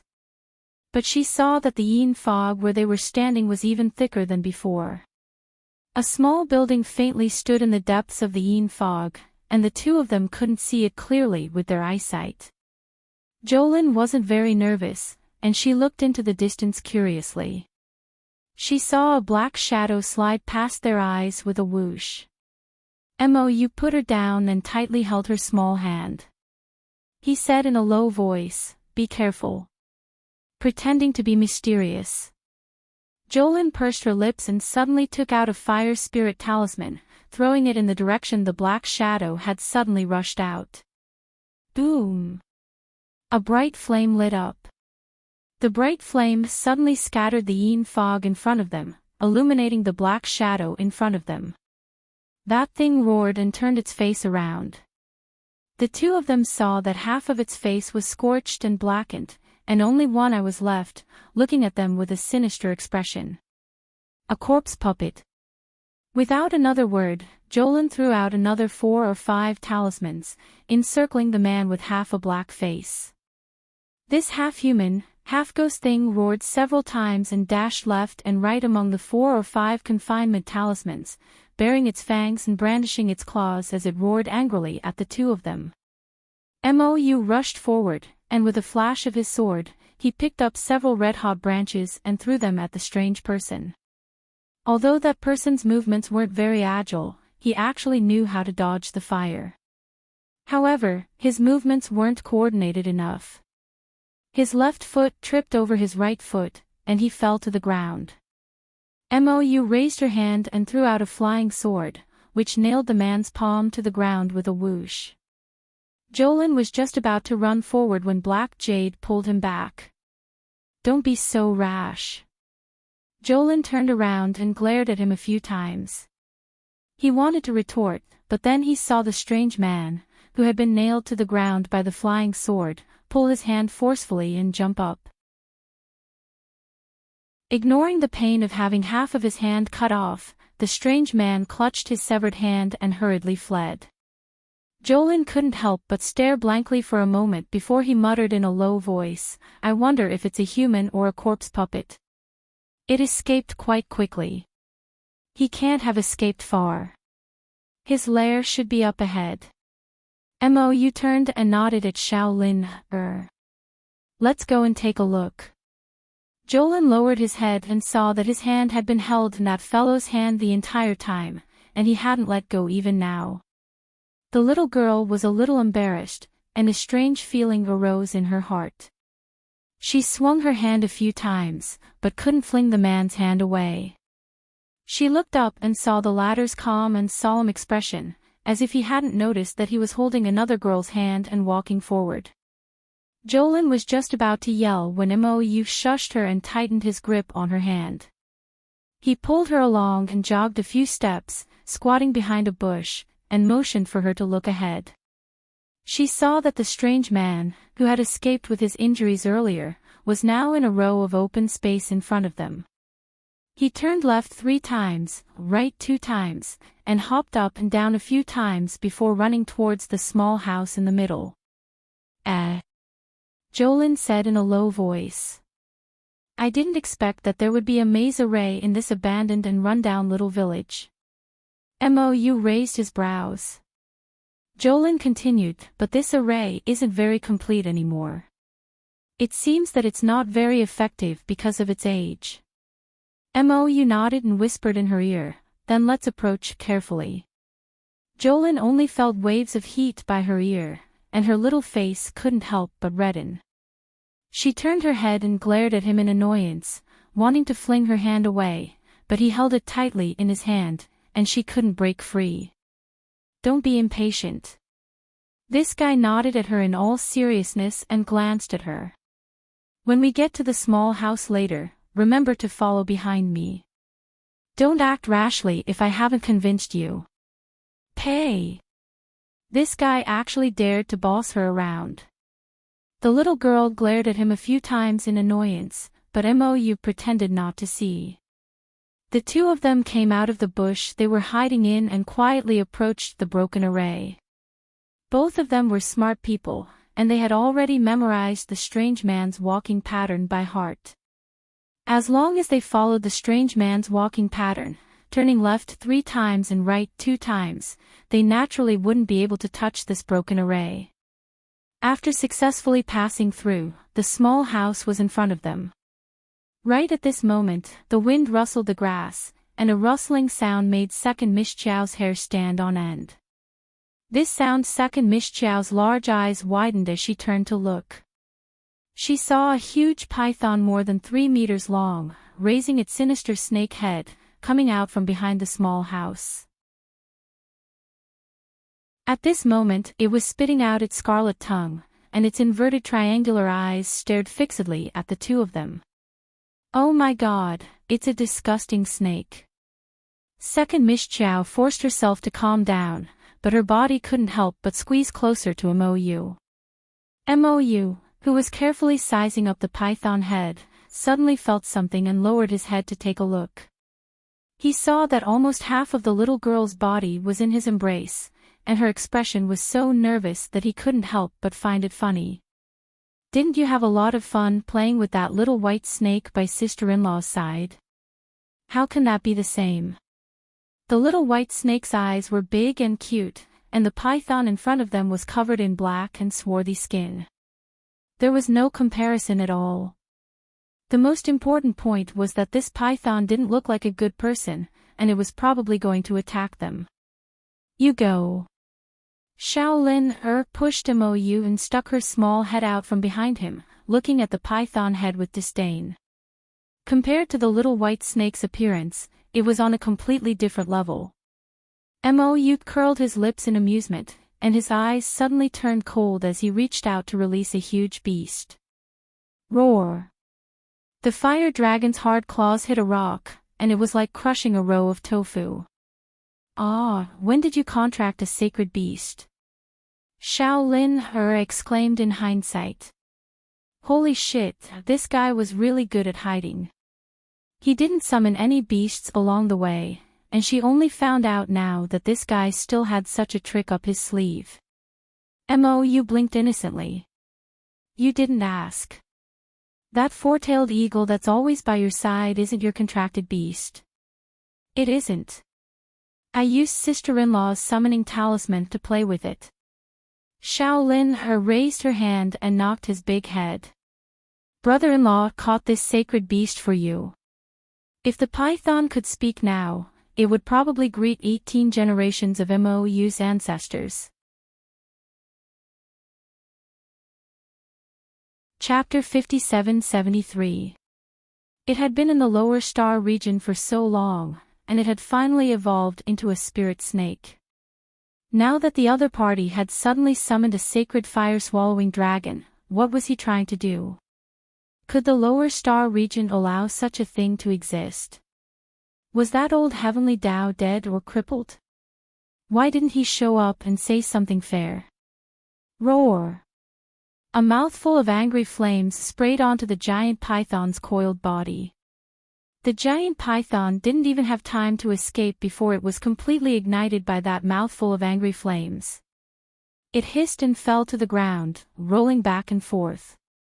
Black Jade pulled little Lin back a few steps and watched coldly as the python's tail rubbed against each other, causing dust to fly everywhere.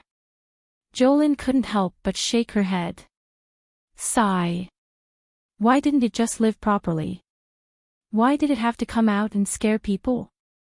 Roar. After a roar, the strange person they had seen before suddenly jumped down from the second floor of the small building. He held a broom in his hand and was using all his might to hit the python's body. Unfortunately, how could the sacred beast's dragon flames be extinguished so easily? No matter how he hit it, the ignited flames still mercilessly swallowed up the python's body inch by inch. In just a moment, the giant python was swallowed by the flames. The strange person roared and suddenly turned his head. His single eye glowed with an eerie cold light as he glared at her and Black Jade. You were the one who provoked us first. You can't blame others. Jolin sneered and said calmly. If this strange person hadn't secretly used a grappling hook to catch people in their team and released the python to bite them, how could they have easily dealt with the python? Now, he was still glaring at them with such a hateful gaze, as if they had done something wrong. What a joke. A faint long sword appeared in Black Jade's hand. There's no need to say anything to him. Look at him, he should be a half-mutated corpse puppet. But for some reason, he seems to have retained a trace of human consciousness. Kill him. As soon as Black Jade finished speaking, the fire-breathing dragon swiped its claw in the direction of the strange person. Black Jade waved her hand and flew in front of the giant dragon. Leave it to me. With that, she recalled the fire-breathing dragon. The long sword flew, and in a breath, it was already in front of the strange person. Clang! The sword landed on the strange man's skin, as if it had cut through a thin layer of metal. Shaolin blinked and ran closer to see that the two of them had quickly exchanged dozens of blows. It was obvious that the strange man was being forced back by Mo. Go in and take a look. Mou gestured towards the small building. Jolin nodded in understanding. In a flash, he slipped past the two and went straight to the small building. This move seemed to have angered the eccentric. Jolin heard an angry roar coming from behind him, but it quickly stopped. Xiao Lin turned around and saw half of the strange man's scorched and blackened face contorting in pain. His only eye was staring straight at her. Jolin didn't care how vicious his gaze was and flew straight into the small building. Then, he heard a low growl. Jolin's arm was covered with a layer of water spirit barrier, and he raised his arm to block the attack. Clang! The opponent's claws, which were as hard as iron, knocked against her water spiritual barrier, but were quickly blocked. Jolin turned to look, and her scalp was about to explode. She saw a ghastly zombie standing behind her, swaying. Its face was covered with rotten flesh, and it was impossible to see what it looked like. Judging from its shape, it seemed to be a woman. Its entire body was in tatters, and rags hung on its body. One of its arms was twisted in an abnormal way because of the recoil from Jolin's water spiritual barrier. Jolin took a deep breath and subconsciously took 2 steps back. It wasn't that she was afraid of this high-level zombie in front of her. It was just that this zombie emitted a rotten stench, and it was too pungent. She subconsciously wanted to run as far away as possible. It would be best if she didn't smell it. The female zombie roared and pounced in Jolin's direction again. Jolin was prepared this time, so she wouldn't let her hit her body. As the female zombie pounced, Jolin dodged to the side, and at the same time, threw out a spiritual energy ball. The spiritual energy hit the zombie's face and exploded. After a huge tremor, the strange man's shrill roar came from outside. There was a loud boom. Jolin turned to look and saw that Ink Jade had kicked the strange man in through the door. He rolled like a gourd and hit the leg of the table, and then the short cabinet on the opposite side. The things on top of the short cabinet were all thrown down. Half of the cabinet smashed onto the strange man's body. The air froze for a moment, and all sound came to a complete halt. Shaolin looked at the dying strange man on the ground under the short cabinet with a serious expression. He then turned to look at the female corpse puppet whose head had been blasted away by the explosion of the spirit energy ball. Naturally, he killed the female corpse puppet by blasting its head open with brute force. It was completely dead, and there was no possibility of resurrection. Jolin looked disgusted and moved closer to Ink Jade, who was walking over quickly. Ink Jade's expression was also very unpleasant. I didn't expect there to be a female zombie hiding in here. How are you? Have you been attacked? No. Jolin's expression was sour, and she waved her little hand hard. The smell is too bad. Let's get out quickly. Wait. Ink Jade grabbed her hand. Block your 5 senses first. Let's go upstairs and take a look. When the two reached the 2nd floor of the wooden building, they were both shocked. Jolin hurriedly turned and rushed out of the wooden building. She found a random place and threw up. The 2nd floor was like a large slaughterhouse. Dried meat hung from the beams, and the disgusting smell of blood filled the air. Ink Jade's expression was cold. She dragged the dying strange man out of the wooden building and slammed him to the ground. After a dull thud, the strange man struggled to raise his head and stared at the two of them coldly. You killed my wife. You deserve to die. You deserve to die. Jolin was furious. She went up and kicked his head hard. Lunatic, a real lunatic. In order to feed his wife, he turned all the people in the village passing by into the female zombie's food and stored them upstairs. What a sick person. Moreover, in order to capture these rations, this half-human, half-ghost thing even designed something like a hook lock. It could directly drag people through the yin fog and capture them effortlessly. If they encountered experts like mystic cultivators, they would encounter resistance. But with that giant python spirit beast, resistance was mostly useless. If they encountered ordinary villagers passing by, capturing these rations would be as easy as taking something out of a bag. What do you know? What do you know? My wife is the best woman in the world. The strange man lay on the ground and roared angrily, but he was like an arrow at the end of its flight. He spat out mouthfuls of blood when he opened his mouth.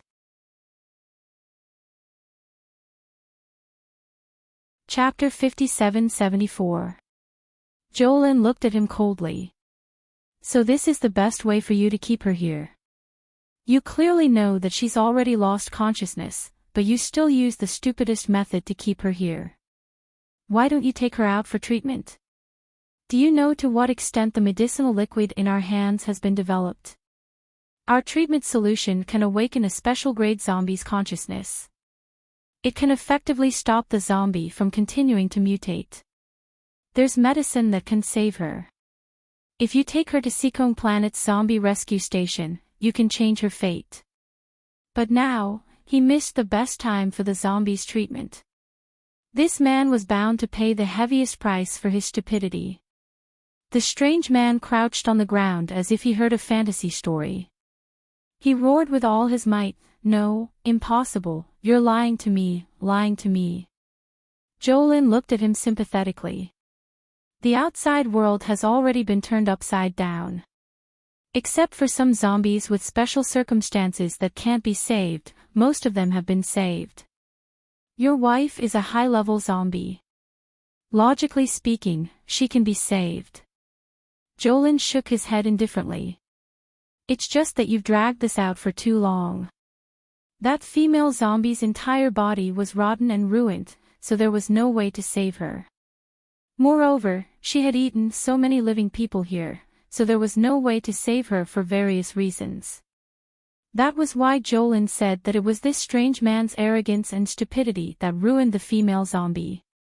Youth glanced coolly at the strange man and said to Jolin, "Why do you have to talk so much nonsense with him?" He was already a dead person anyway, so there was no need to say so much. Everyone had to walk their own path. This strange man had chosen to hide in the undead village and capture ordinary people to raise his wife. His brain was quite nimble, and he even knew to use the ghost village shrouded in fog as bait to wreak havoc here for a while. Jolin sighed at him and nodded. Send him on his way. It'll be a family reunion. That strange man actually started snickering when he heard that. His eyes were filled with fury as he stared fixedly at Jolin and Mou. I won't let you off even if I become a ghost. There was a light smack.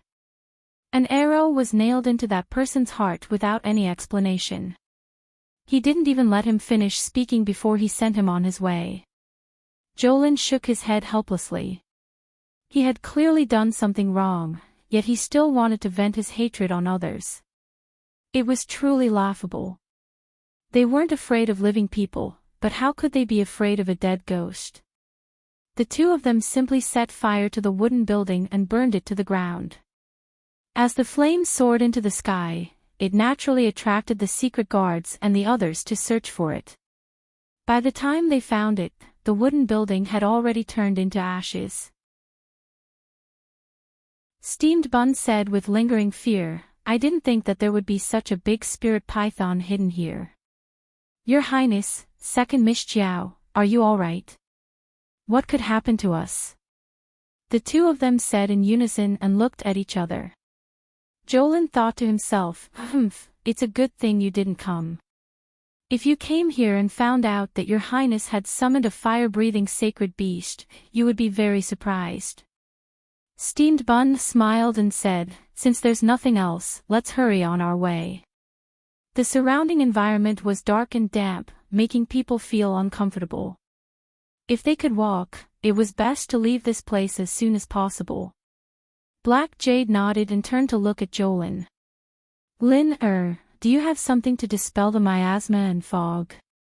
I do, but it would take at least an hour to get rid of such a large area of dark and gloomy fog. That's fine. We'll just rest here for an hour. It won't be too late to leave after the fog has dissipated. Jolin thought it made sense, so he took out a few pills to dispel the miasma and handed them to Steamed Bun. Princess Huaizhu had been standing on the side and hadn't said anything. When she heard Black Jade's words, she couldn't help but interrupt. Since you can dispel the fog, why didn't you take it out when we entered the village? Her words carried a hint of mockery. Jolin glanced at her, but before he could speak, Black Jade said indifferently, "You didn't think about it earlier?" He only remembered when he saw Shaolin that he had only asked to test the waters. It would be best if she did, but if she didn't, he would act as usual. Princess Huaizhu was furious. She thought to herself, "You're really diligent in protecting this little demon. I only said something, and you immediately rebuked me." Jolin ignored her and sat to the side to rest. What happened to Shihao and his wife made her feel very uncomfortable. She felt that such a tragedy shouldn't have happened.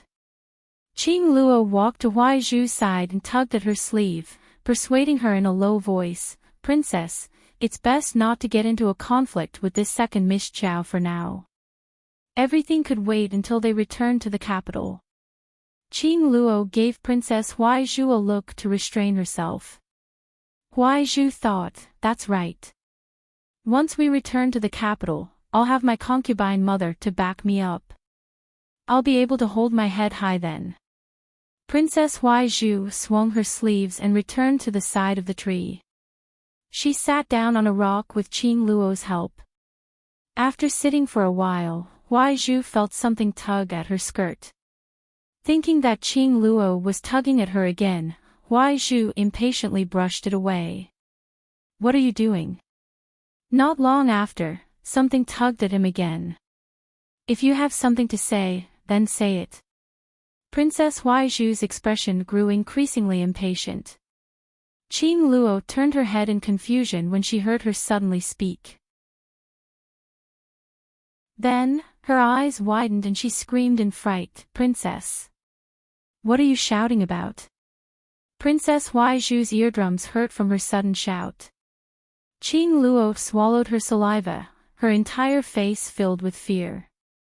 Princess! Qing Luo and the maids beside her all retreated a few steps in unison, staring in the direction of Princess Huaizhu's back in fright. "What are you doing?" Huaizhu turned her head in irritation and suddenly saw a skeletal face behind her. "Ah!" She cried out in alarm and jumped up. Goosebumps rose all over her body. Only then did she see clearly that there were skeletal monkeys of all sizes standing behind her. Princess Huaizhu almost fainted at the thought of how those damn things had been so noiselessly leaning against her back. She forced herself to calmly take a few steps back and called out in a trembling voice, Qing Luo." Whoosh! A pillar of water suddenly fell on a few of the monkeys, sending them flying. Jolin coldly said, "What are you all standing there for? Attack!" With this order, the petrified crowd immediately came to their senses. They released their mystic energy and spiritual energy and launched a long-range attack at the skeletal monkeys. Chapter 57-75. The skeleton monkeys jumped up in groups and climbed onto the maids of the Horde Kingdom, tearing them apart. Some maids screamed in horror as they rolled on the ground. Their heads were smashed open by the monkeys' punches and kicks. These monkeys were actually not strong, but they looked a little scary. Everyone was caught off guard, and several people fell into their hands. When they reacted, they saw the maids of the Horde Kingdom being dragged into the forest by the monkeys, squeaking and screaming. Jolin shouted, "Save them!" Everyone sent out waves of spiritual energy at the monkeys. Qing Luo supported Princess Huaizhu and retreated, her face turning green. She stuttered, "Why are there so many damn things here?" The fog in this forest is thick. There's nothing here. Jolin felt that this maid was very strange. Everyone who was standing here, more or less, had a bit of profound strength. When faced with danger, wouldn't they be able to resist? Hiding at the side and waiting for help? If they were not rescued in time, would they be dragged into the depths of the fog and eaten by the monkeys like those maids who had been captured? These zombified monkeys were extremely strong. They attacked them in groups of a dozen or so. Although their attacks were not very strong, they had the advantage in numbers. Jolin glanced over and saw that there were skulls and monkey heads everywhere. There were at least 1,000 of them. "Let's go," Black Jade ordered, and everyone followed him into the dense fog. Along the way, they slaughtered many skeleton monkeys, but their ears were filled with the screams of the Horde Kingdom's maids. Everyone could not help but shake their heads. They only told them to keep up and did not bother with them. In the face of danger, whose life was not more important? At least, Black Jade was unwilling to lose his subordinates for these idiots. Fortunately, these monkeys only looked scary in numbers. In reality, they only knew how to throw and beat, which was not enough for the many mystic and spiritual cultivators. Everyone fought as they moved forward. Soon, they were out of the encirclement of the skeleton monkeys and saw the village entrance in the distance. Black Jade subconsciously grabbed Jolin's hand and pulled him out of the village. Princess Huaizhu was surrounded by people. She ran until she was out of breath and could not help but clutch her chest and gasp for air. Jolin looked back and couldn't help but shake his head. It was fine if he had a poor foundation in martial arts, but if he couldn't even run for his life, then what kind of future would he have? Her elder sister had once told her that if her cultivation wasn't as good as others, she should at least have the ability to escape and some self-defense skills. This Princess Huaizhu was probably too well protected by the Hoarding Kingdom. She was clearly a mystic cultivator, but she couldn't even kill a low-end zombie. She would only cry and scream when she saw something that had mutated. If she lost her princess status, she would be a piece of trash that anyone could crush with a single finger. Mo couldn't help but laugh when he saw her shaking her head repeatedly. What happened? If you have something to say, say it. Nothing. Jolin was just a little emotional. Tell me about it. Mo held her little hand and quickly walked forward. The village entrance is right in front. It should be fine. I just felt that I should come out to broaden my horizons. There are really all kinds of people out there, Jolin said, pursing her lips. Mo couldn't help but laugh. You just don't like that princess. There's nothing to like about her. Jolin shook her head. There were two types of people who had nothing to do with each other to begin with. After returning to the capital, they went their separate ways, so there was no need for her to dislike her. The daughters of the wealthy families in the capital are also like that. Mo also pursed her lips and said, they're so delicate that it's like they'll immediately die if they carry a bag of rice. Jolin couldn't help but laugh out loud. Don't worry. Which of those noble ladies in the capital hasn't been pranked by my sister before? Now that my sister is back, they'll probably take a detour when they see my sister. Mo couldn't help but laugh out loud when she recalled those past events. Thinking about it, she really felt aggrieved for her old father. Back then, every time the officials were invited to a banquet, as long as the crown princess attended, there would be no good banquets and no good gatherings. In the end, when the officials saw the young crown princess, their hair would stand on end. I remember that group of people later said that every time before attending a palace banquet, they had to stay at home and eat 2 buns before going. Otherwise, they wouldn't be able to eat their fill. Jolin laughed out loud. That's right. After 3 rounds of drinking, there's bound to be trouble. There'll definitely be someone who doesn't have eyes to provoke my sister. Her sister wasn't a pushover. She would hit whoever came, and hit both pairs. The two of them chatted about interesting things, and Shaolin danced in front of them. Huai Zhu, who was surrounded in a circle, was filled with disgust. She glared at their backs and said sourly, "How can there be so much to talk about?" The two of them had endless things to talk about when they were together. They talked about all sorts of things that had happened in the past. She really didn't know what to talk about. "Ah, princess, be careful." A maidservant cried out in alarm. Suddenly, a monkey that had escaped the net jumped down from above their heads. A skeletal face was about to press against Huai Zhu's neck. Huai Zhu was so frightened that she screamed again and again. She pushed the maidservant who had warned her over and into the monkey's arms. The skeleton then punched down, immediately smashing the pitiful palace maidservant's head. When everyone saw red and white fall down, they were so frightened that they pissed their pants and fled in all directions. Huai Zhu scrambled forward, screaming as she ran, "Your Highness, Your Highness." Mou and Jolin were just talking about interesting things when they turned around while holding hands. They saw her running towards them in a sorry state with her hair disheveled and tear-stained face. Behind her, there was also a skeleton monkey covered in human blood, chasing after her relentlessly. "How dare you!"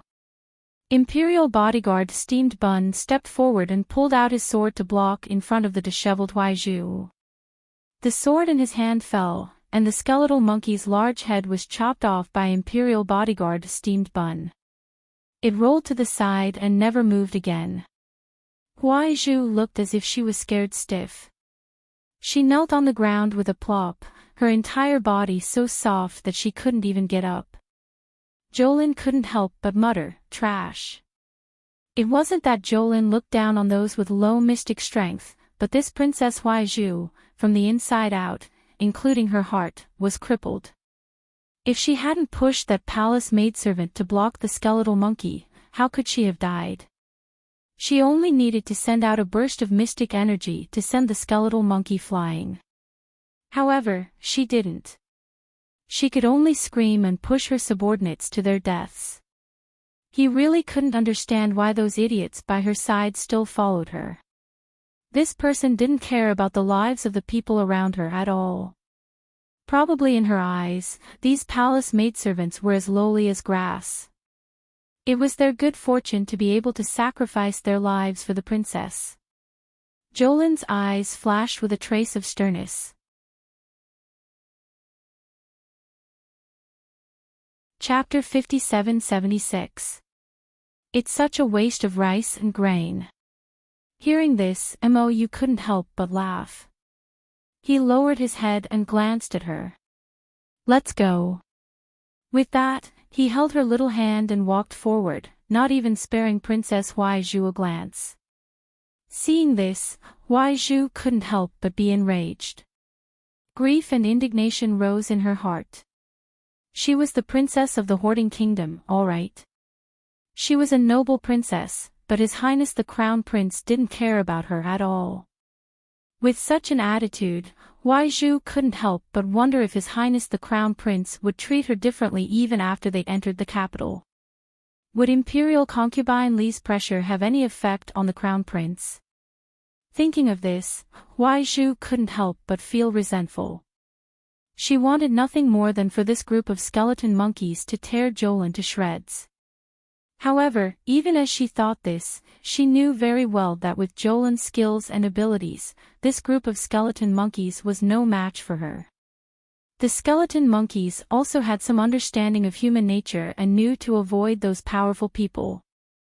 For example, Jolin's group of detestable monkeys didn't even look at her, nor did they provoke her. They even took a detour when they saw her. They surrounded the Hoarding Kingdom people with low cultivation and attacked them from all sides. It was simply infuriating. Princess Huai Zhu's anger rushed to her chest. She turned and shouted at the servant girl beside her. "Are you all dead? Can't you see that this princess is in danger?" Hurry up and chase these filthy things away for this princess. Don't let them touch me, you trash. Princess Huaizhu was running wildly. In a moment of carelessness, she tripped over a rock and fell to the ground. She hurriedly reached out and grabbed Qing Luo.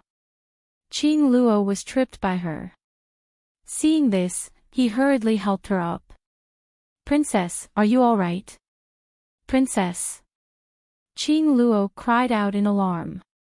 Let's go. Seeing the skeleton monkeys surrounding the two of them, Huaizhu's face was filled with shock as she hurriedly shouted. She let Qing Luo support her. Master and servant, one leg higher than the other, chased after the group in front of them. They were already at the very end of the line. The soldiers of the northern Mo kingdom had long since run away. Even the guards and palace maids by the princess' side had fled when they saw that something was wrong. The two of them had no one to turn to for help. The remaining few soft and delicate palace maids were even more useless to them. Seeing that no one was coming to save him, he had no choice but to think of a way to save himself. There were a few servant girls who had the guts to control the profound energy that they hadn't used for a long time, and began to fight with the skeletons that were pouncing on them. One of the palace maids had just killed 2 skeleton monkeys when she was disgusted by their appearance and vomited. Some of the weaker palace maids even rolled their eyes and fainted on the ground. Then, they were beaten unconscious by a small group of skeleton monkeys that surged forward with a few punches. Jolin looked back at the messy scene and couldn't help but mutter, "Are these people all useless?" Among them, there were clearly some who were already level 7 and level 8 mystic cultivators, but each and every one of them seemed like weak women who lacked the strength to truss a chicken. Following that good-for-nothing princess, they were used to living like princes and completely forgot their identities as mystic cultivators. Mou pursed his lips. Ever since the zombie crisis was resolved, most people in the capital have resumed their original lifestyle. Especially those noble ladies who were raised in their boudoirs. None of them could carry a burden. Their cultivation clearly wasn't weak, but they all seemed so weak that they would die of exhaustion after taking 2 steps. Especially when they were in front of him, they would faint at the slightest thing and look like they were terminally ill. Mou felt that he had truly seen enough of these women. In comparison, Shaolin was simply a one-of-a-kind little fairy in the world. Those delicate and pretentious women couldn't be mentioned in the same breath as her at all. They couldn't even compare to a single strand of her hair. Nowadays, the world was slowly improving. Song and dance were flourishing, and the country was prosperous and the people were at peace. The great king was still like a dog, shaking off his hands whenever he could. Every now and then, he would want to take his noble consorts out for sightseeing. The crown prince was fully in charge of court affairs, so he was happy to be idle. As for whether the crown prince would occasionally make things difficult for him, that wasn't a problem for the old great king. Everyone swiftly exited Spectre Village. Mou had bodyguard Steamed Bun gather everyone at the village entrance to do a head count. Only a few of the northern Mo soldiers were slightly bruised, and no one was seriously injured. Shaolin casually tossed them immediate healing pills, which would allow them to quickly recover. Everyone waited for a short while at the entrance of Spectre Village. Then, they saw the attendants, servant girls, and nannies of the Lang Kingdom running out one after another in a fluster. This group of people looked like they had been ravaged by something and were completely routed. They ran crookedly. Some people didn't even notice and ran into the same tree one after another. They hugged the tree and wailed in a disgraceful manner. Xiaolin simply gasped in amazement as she gazed at them speechlessly. She seemed to have seen a group of rural villagers without any combat ability being forced to retreat repeatedly in defeat by a group of wild monkeys in the mountain forest, fleeing for their lives in panic. Mou stood at the side and asked coolly, "Have they all come out yet?" He stretched out a finger and took out a few mystic energy beads and shook them, planning to explode this group of skeleton monkeys in one fell swoop. Princess is still inside. Princess hasn't come out yet, the maidservants called out anxiously. Earlier, they had been preoccupied with fleeing for their lives and had long thrown the matter of princess and prince to the back of their minds. Now that they regained their wits, their complexions were deathly pale and terrified. If something really happened to the princess and she died in this specter village, then they wouldn't be able to live alone and wouldn't need to return. All of them would definitely be buried with the princess. What an idiot. She still hasn't come out yet. She's dragging us down. On the other side, Mou cursed incessantly in her heart. She raised her eyes and looked forward, only to see Qing Luo running out with Huai Zhu, half supporting and half dragging her in the dark mist. A large group of monkeys chased after them. Mou flicked her finger and 5 or 6 mystic energy beads whizzed over, exploding at the entrance of Spectre Village with a rumble. The blast of air threw Huai Zhu and her maidservants several meters forward, heavily tumbling onto the ground. Huai Zhu's mind went blank for a moment. She only felt that the moment she was thrown out, her cheeks seemed to have heavily knocked into the muddy ground, rubbing against something hard like a rock. Half of her face hurt, and she could only cry out, "Ouch, ouch, ouch," as she sprawled on the ground. The maidservants hurriedly surrounded her and helped her up in a flurry, repeatedly calling out, "Princess, princess." Huai Zhu's heart was filled with anger. When she saw the people in front of her, she immediately recognized them. They were the people who had abandoned her in the face of disaster and ran off alone. A few heavy slaps came flying over. Huai Zhu shouted angrily, "Heartless dogs, I'll deal with you guys when we get back." Chapter 57-77. The maidservants did not dare to retort. They lowered their heads and allowed Princess Huai Zhu to slap them. Naturally, they did not dare to make a sound and could only bear it silently. Princess Huai Zhu glared at them fiercely and said coldly, "Why aren't you helping me walk?" Her face hurt so much that she did not even know how her face was now. She was anxious and panicked. She really wanted to look in the mirror right now to see how her face was. Her face was the most precious thing to her. If it was damaged or disfigured, how was she going to live in the future? The maidservants scrambled to support her. When they caught up with Mou and the others, they all looked very disheveled and their faces were swollen. Jolin glanced at them and shook her head speechlessly. In the end, she did not say anything. Princess Huai Zhu was getting worse and worse. At first, Jolin thought that she was arrogant because she was a princess. But after interacting with her, she found that she was not only arrogant for no reason, but also extremely selfish. Oh, right, she seemed to be a little narrow-minded. Especially when she saw Mou speaking to her nicely, the jealousy in her eyes looked like it was about to erupt. Don't think that Shaolin did not understand her gaze. It was an extremely angry and hateful gaze. It was really baffling. Given her and Mou's life and death friendship, even 100 Huai Zhu could not compare to it. After all, she and Mou had been friends for many years. When Mou and I were training in the army camp, that Princess Huai Zhu was cooling off somewhere.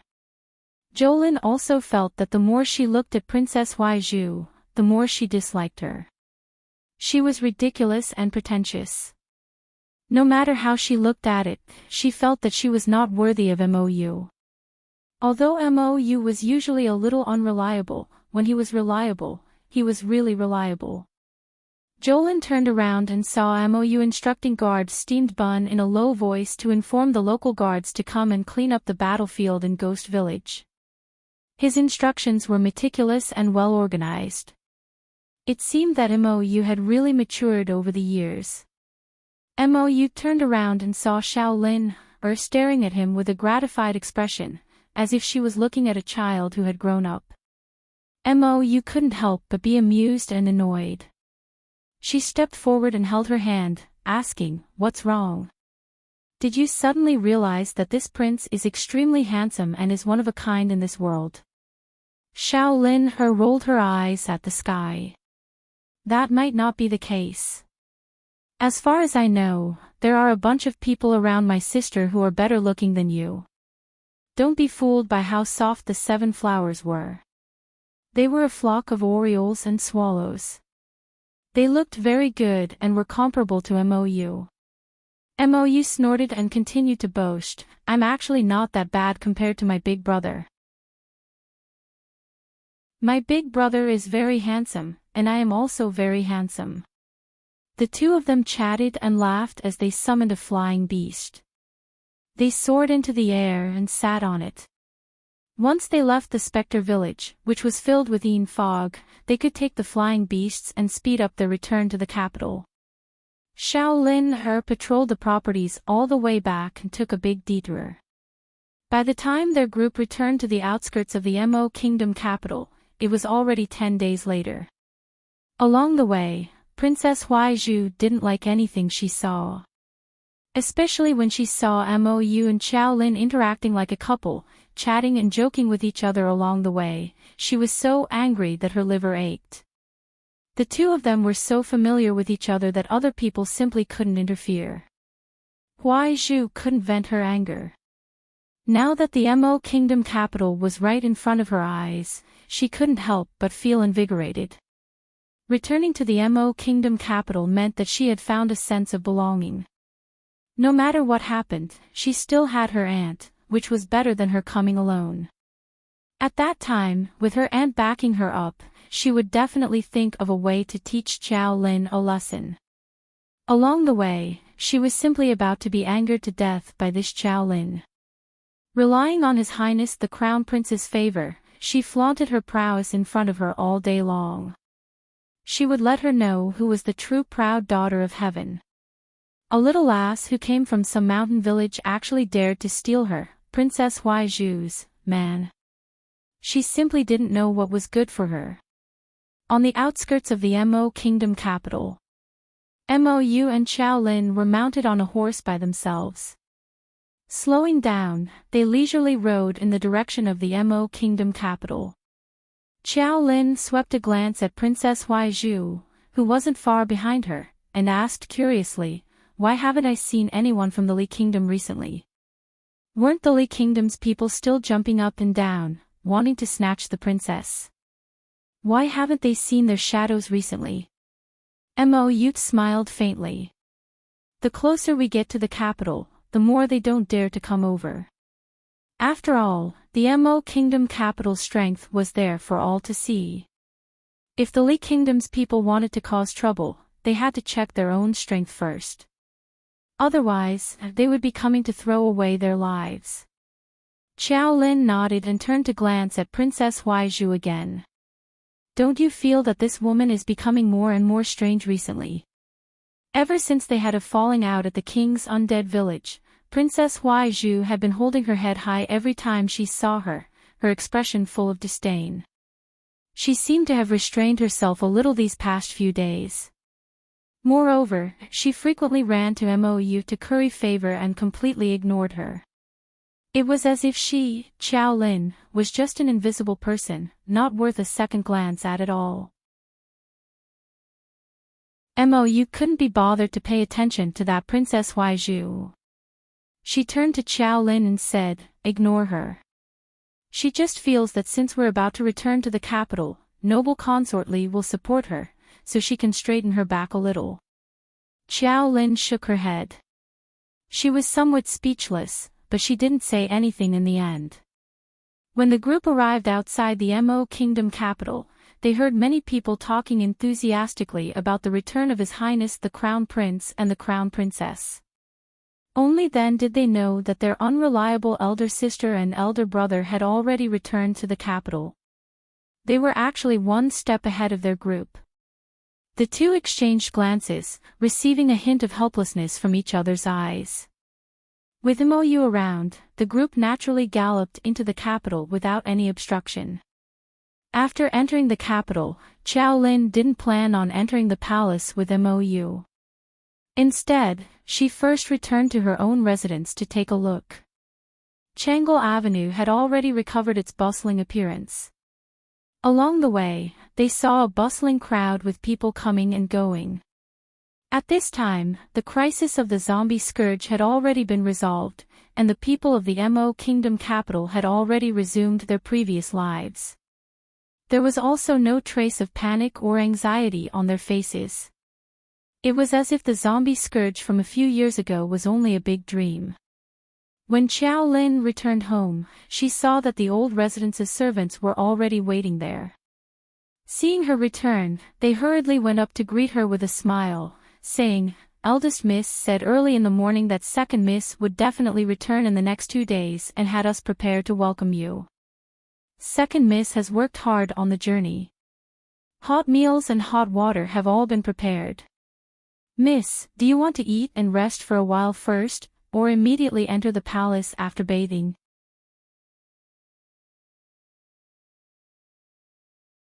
Chapter 57-78. Jolin smiled and waved her hand. "There's no need for such trouble. I'll go back to my room to rest. If there's anything else, we can talk about it later." The servants naturally agreed and politely escorted her over. Jolin wasn't too tired on the way here. After all, they had been walking and stopping. Mou had taken her through many twists and turns, so they hadn't been in a hurry. Moreover, with her current physique, she wouldn't be too tired even if they traveled for 3 to 5 days without rest. Jolin didn't mention it again. Moreover, when Xiao Mu and her entourage returned to the palace, they naturally alarmed everyone from top to bottom. The two of them first went to visit Empress Dowager Meng. After chatting for a while, they rushed to visit Empress Xiao. Thus, the old king carried the dignity of a father and waited left and right in his bedchamber. He waited all the way until the evening lanterns were lit, but he still didn't see his son and daughter-in-law bringing his precious grandson over for the old king to take a look. The old great king couldn't hold it in anymore and hurriedly had someone prepare a carriage. He planned to go to Empress Xiao's brilliant Sun Hall to see what was going on. He didn't expect that as soon as he stepped out of the door, he would see a group of carriages with beaded curtains and luxurious canopies approaching. Imperial concubine Li from Pearl Flower Palace gracefully got off the carriage and bowed to the old great king. She said in a delicate voice, "Greetings to the great king." The old great king's eyes narrowed into a straight line. "Beloved concubine, why are you here?" This concubine heard that the former crown prince and crown princess have returned to the palace. "I thought I should come and see them." As she spoke, a trace of surprise appeared in her eyes. "What? The couple didn't come to visit the great king?" The old great king coughed lightly, a trace of embarrassment appearing on his face. She really touched a sore spot. Imperial concubine Li covered her mouth with a cloud-embroidered handkerchief and revealed a shocked expression. This concubine has also heard of the former crown prince and crown princess behavior. Rumor has it that those two are very powerful people. Who would have thought that even the great king would not be taken seriously? When the old great king heard this, he was immediately displeased. Usually, Imperial concubine Li was soft and gentle, but today, she actually slandered his son and daughter-in-law in front of him. The old king expressed that these words were extremely unpleasant to hear, and his countenance immediately sank. Li Ruiying had a smug look on her face. She thought that the great king had been moved by her words and had developed a grudge against the former crown prince and the crown princess. Unexpectedly, the great king flicked his sleeves and stepped onto the carriage. He angrily said, "Set off, we're going to the brilliant Sun Hall." He actually swaggered off just like that, ignoring her completely. Li Ruiying was dumbfounded. She had never seen the great king drag her here without saying more than a few words. Was the great king angry at her? Imperial concubine Li was so angry that her steps swayed slightly. A middle-aged palace maid beside her hurriedly reached out to support her. She sighed and advised, "Your Highness, didn't this servant already tell you that the great king's love for his son is obvious to all? It's truly unwise for you to slander those two in front of the great king. Those two have prominent statuses now, so it's best to befriend them. Even if we don't become friends, there's no need to become enemies." Li Ruiying secretly clenched the silk scarf, anger welling up in her heart. The great king wouldn't have treated me like this before. Now, he's actually abandoning me here for the sake of an adopted son. That middle-aged palace maid hurriedly advised, "Your Highness, the great king is kind-hearted and spoils his children. It's not like you don't know this. Previously, when you went against the crown prince, didn't you also suffer losses time and time again? Why do you have to feel sorry for yourself? You clearly know that the great king has this kind of personality, but you insist on enraging him. Your Highness, this servant has already told you that the most important thing for you right now is to have a son of your own. Only then can you truly gain a foothold in the inner palace. You are still so young. There's still plenty of time in the future." But Li Ruiying still felt disgruntled. "You also saw just now how miserable my Huaizhu was because of them. The crown prince completely disregards me." The middle-aged palace maid advised, "The crown prince is powerful, and the court is impregnable. Why does your Highness want to strike a stone with an egg? In this servant's opinion, there are many heroes and talents in Northern Mo, and there are also many young talents. Why does your Highness insist on tying Princess Huaizhu to the crown prince? If the crown prince has no intention of marrying the princess, who can force him? With the great king's love for his son and Empress Xiao's ability to protect her, your Highness, it's best if you don't shift your thoughts to the crown prince's marriage. How is my Huaizhu very inferior? Could it be that she isn't worthy of Northern Prince Mo?"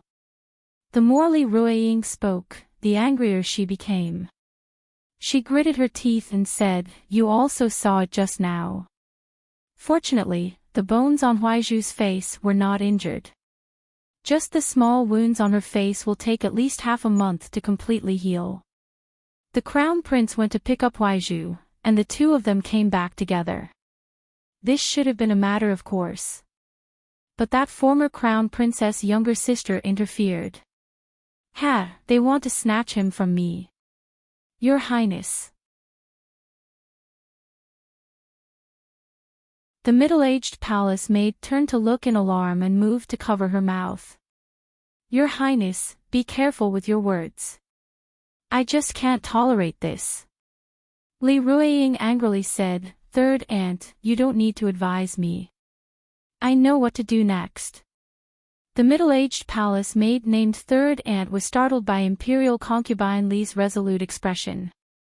She opened her mouth and wanted to persuade her again, but she saw Imperial concubine Li turn around and board the carriage, coldly ordering, "Go to Brilliant Sun Hall. Your Highness, please think thrice before you act." Third Aunt was so anxious that her forehead was covered in sweat. She had a bad premonition in her heart. She felt that her Highness noble consort Li was courting death. Now that she was going to Brilliant Sun Hall, it was too obvious that she was looking for trouble. Just now, the great king was already unhappy, but he didn't reprimand her Highness noble consort because of their past relationship. Now that her Highness noble consort was rushing to Her Majesty the Queen's Brilliant Sun Hall, if she said something excessive, even if the great king didn't punish her, Her Majesty the Queen could punish her on the spot. What was the point of this? Third Aunt was very clear that Her Highness noble consort Li's stubborn temper was acting up again. Although she hadn't been in the palace for long, she had always been doted on by the great king. Therefore, she was somewhat unable to put herself in her place. Third Aunt had also advised her many times, both overtly and covertly. The great king greatly respected Empress Xiao and was very fond of the current crown prince. If there was no reason, it was best not to provoke him. If there was a problem, it was best to secretly swallow her anger back into her stomach. Besides, Empress Xiao's maternal family was powerful and the Crown Prince's foundation was solid. He really wasn't someone that an insignificant consort from a foreign country like her could contend against. However, Her Highness noble consort had a stubborn temper. Now that she insisted on standing up for Princess Huaizhu, it could be assumed that today's matter wouldn't be settled peacefully. Third Aunt was on tenterhooks as she followed behind noble consort Li. As she approached the entrance of Brilliant Sun Hall, she opened her mouth, but before she could say anything, she saw noble consort Li walk in with her head held high.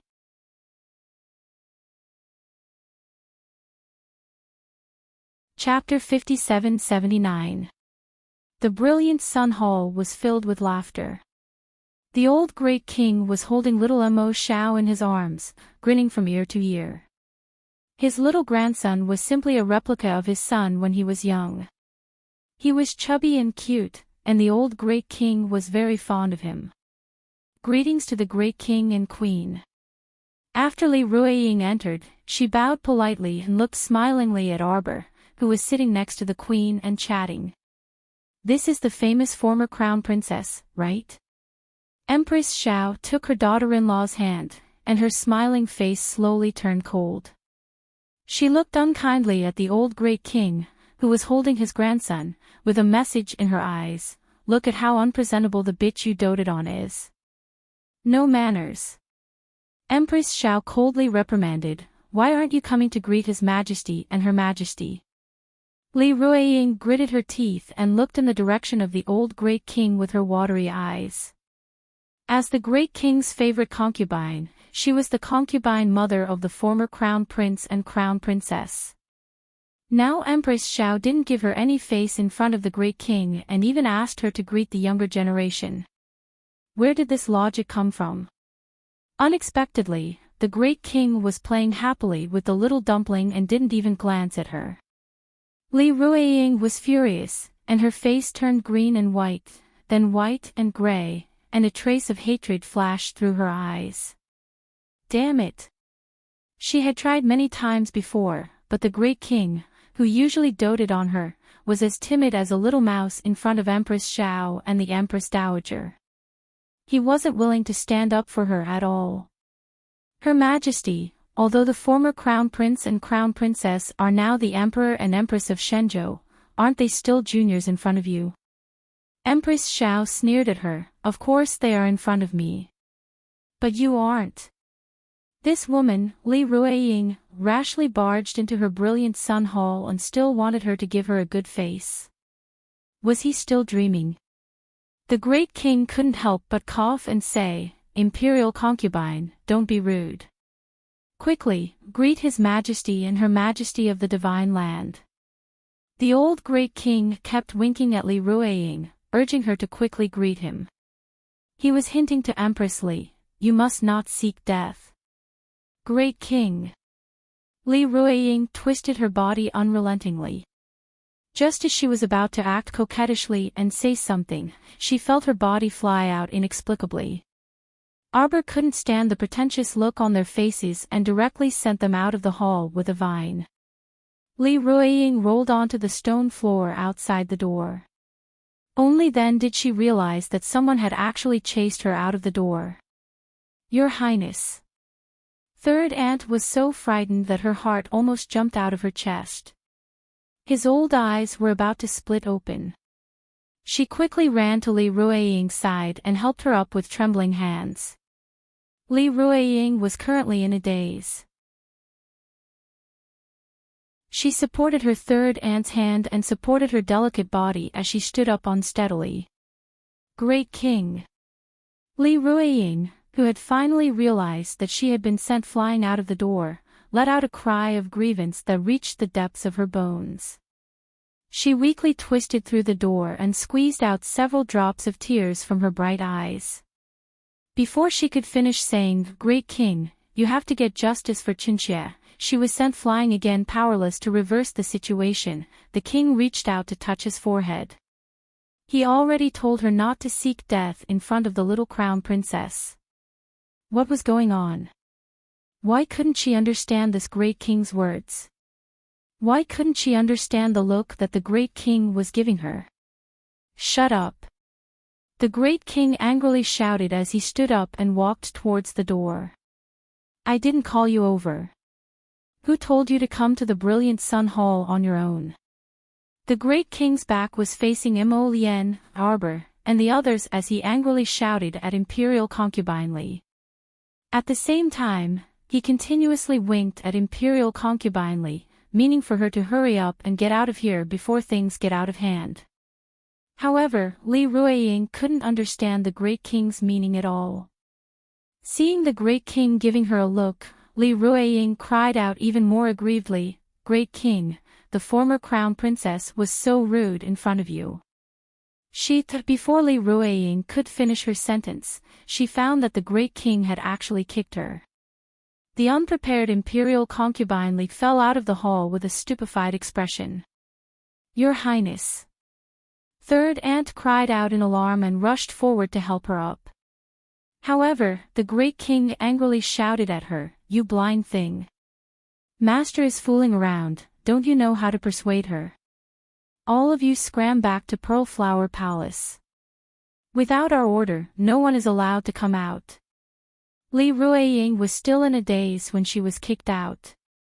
She hadn't even finished what she wanted to say before the great king personally ordered her to be kicked out. This was something that had never happened before. When had the great king ever spoken to her so harshly? Your Highness, please don't be like this. Third aunt was so anxious that her white hair was about to pop out. Her Highness couldn't see it clearly, but she could see it clearly.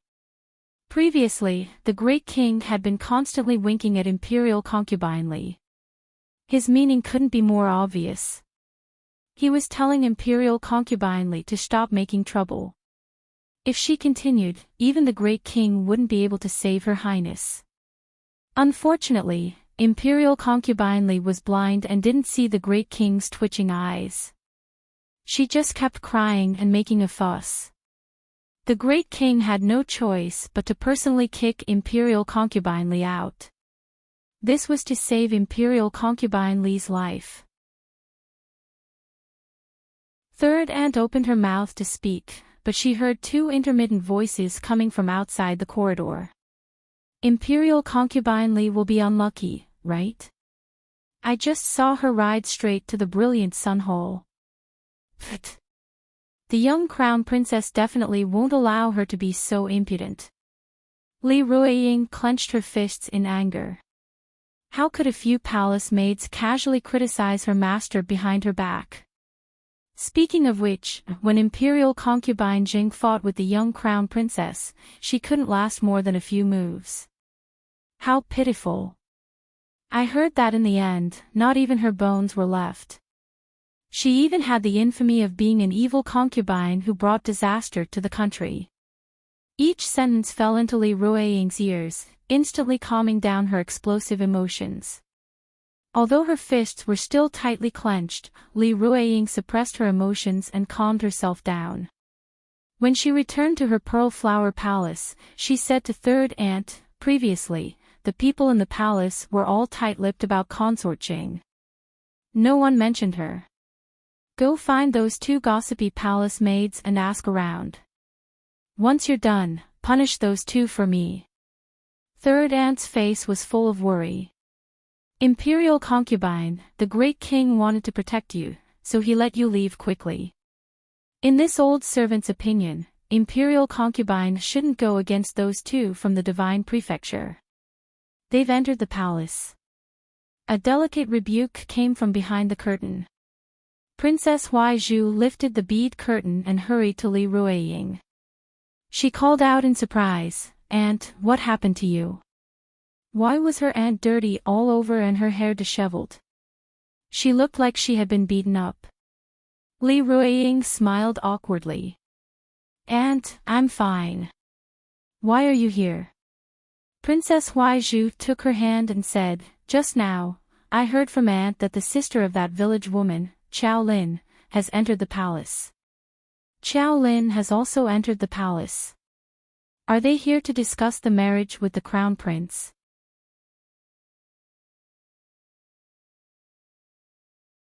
Chapter 5780.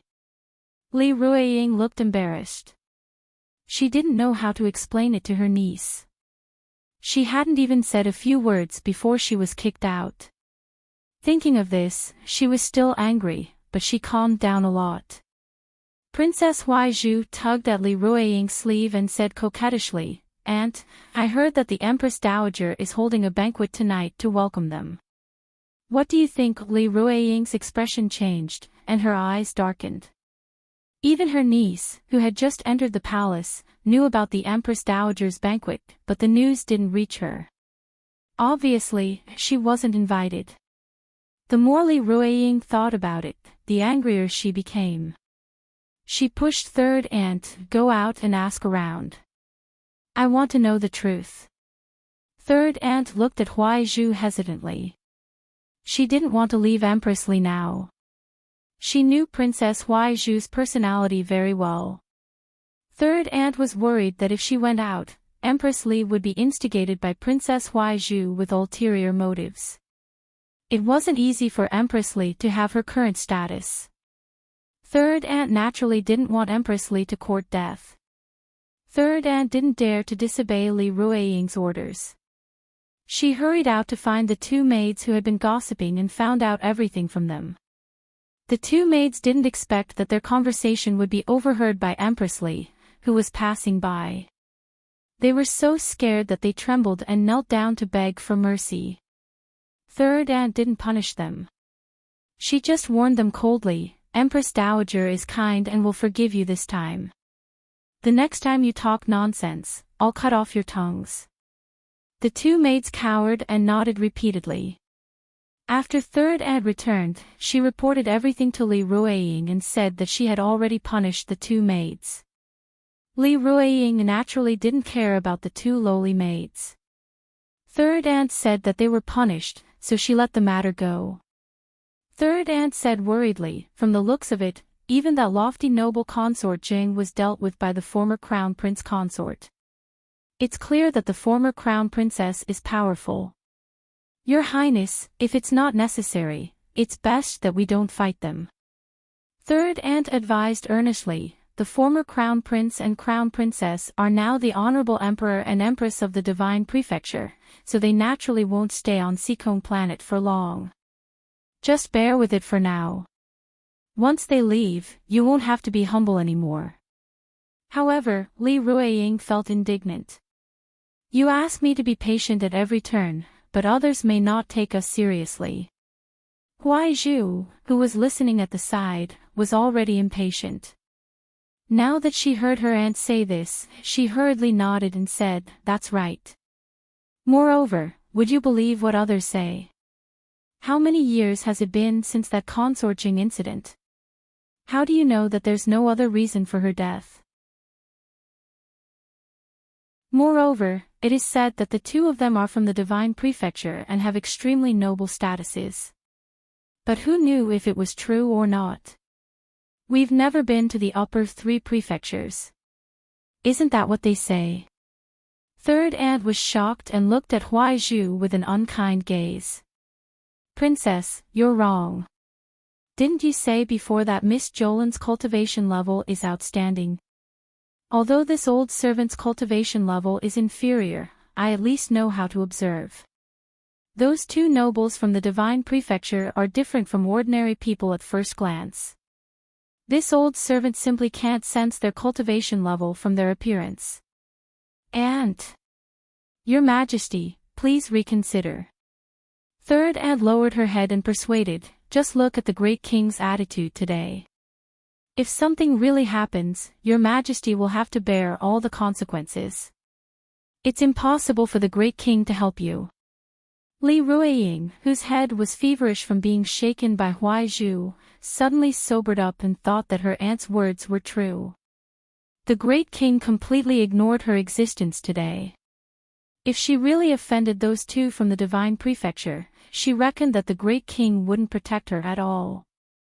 Instead, he'd kick her out and hand her over to someone else to deal with. When she thought of this, Li Ruiying felt unbearably stifled. She reached out her hand to cover her chest, looking flustered and out of breath. Third Aunt saw that her mind was finally clear and secretly breathed a sigh of relief. She leaned close to her and whispered, "Your Majesty, there's a precedent. We must not follow in Consort Zhang's footsteps." Princess Huaizhu glared at her and was about to say something to turn the tide when hurried footsteps came from outside. Your Majesty, the great king's edict has come down. He's marrying our princess to the third son of Duke Qing's mansion, Shi Guangjin. Consort Li opened her mouth wide. Before she could react, she heard Princess Huaizhu scream. She turned around and saw that Princess Huaizhu had fainted from anger. Shi Guangjin. Arbor glanced at Mo Lian in astonishment. Mo Lian understood that his little wife's confused eyes meant that she didn't remember this person at all. Coughing lightly, Mo Lian grasped her small hand in passing. It's that person who tried to crash into your carriage on the first day of the new year and even taught you a lesson. The little stoic immediately understood after hearing such a vivid description. So it's him. Why would the old great king betroth that princess of the hoarding kingdom to Shi Guangjin? It was a bit baffling. You personally went to propose it. Mo Lian said expressionlessly. She told royal father that the third young master of the Shi family hasn't married for so many years and has become a sore point for Duke Qing. Oh, the little stoic responded. On the side, little Mo Xiao looked at him with adoration and nodded like he was pounding garlic. Mo Lian grumpily pulled her son up from the ground. Go play somewhere else, there's no place for you.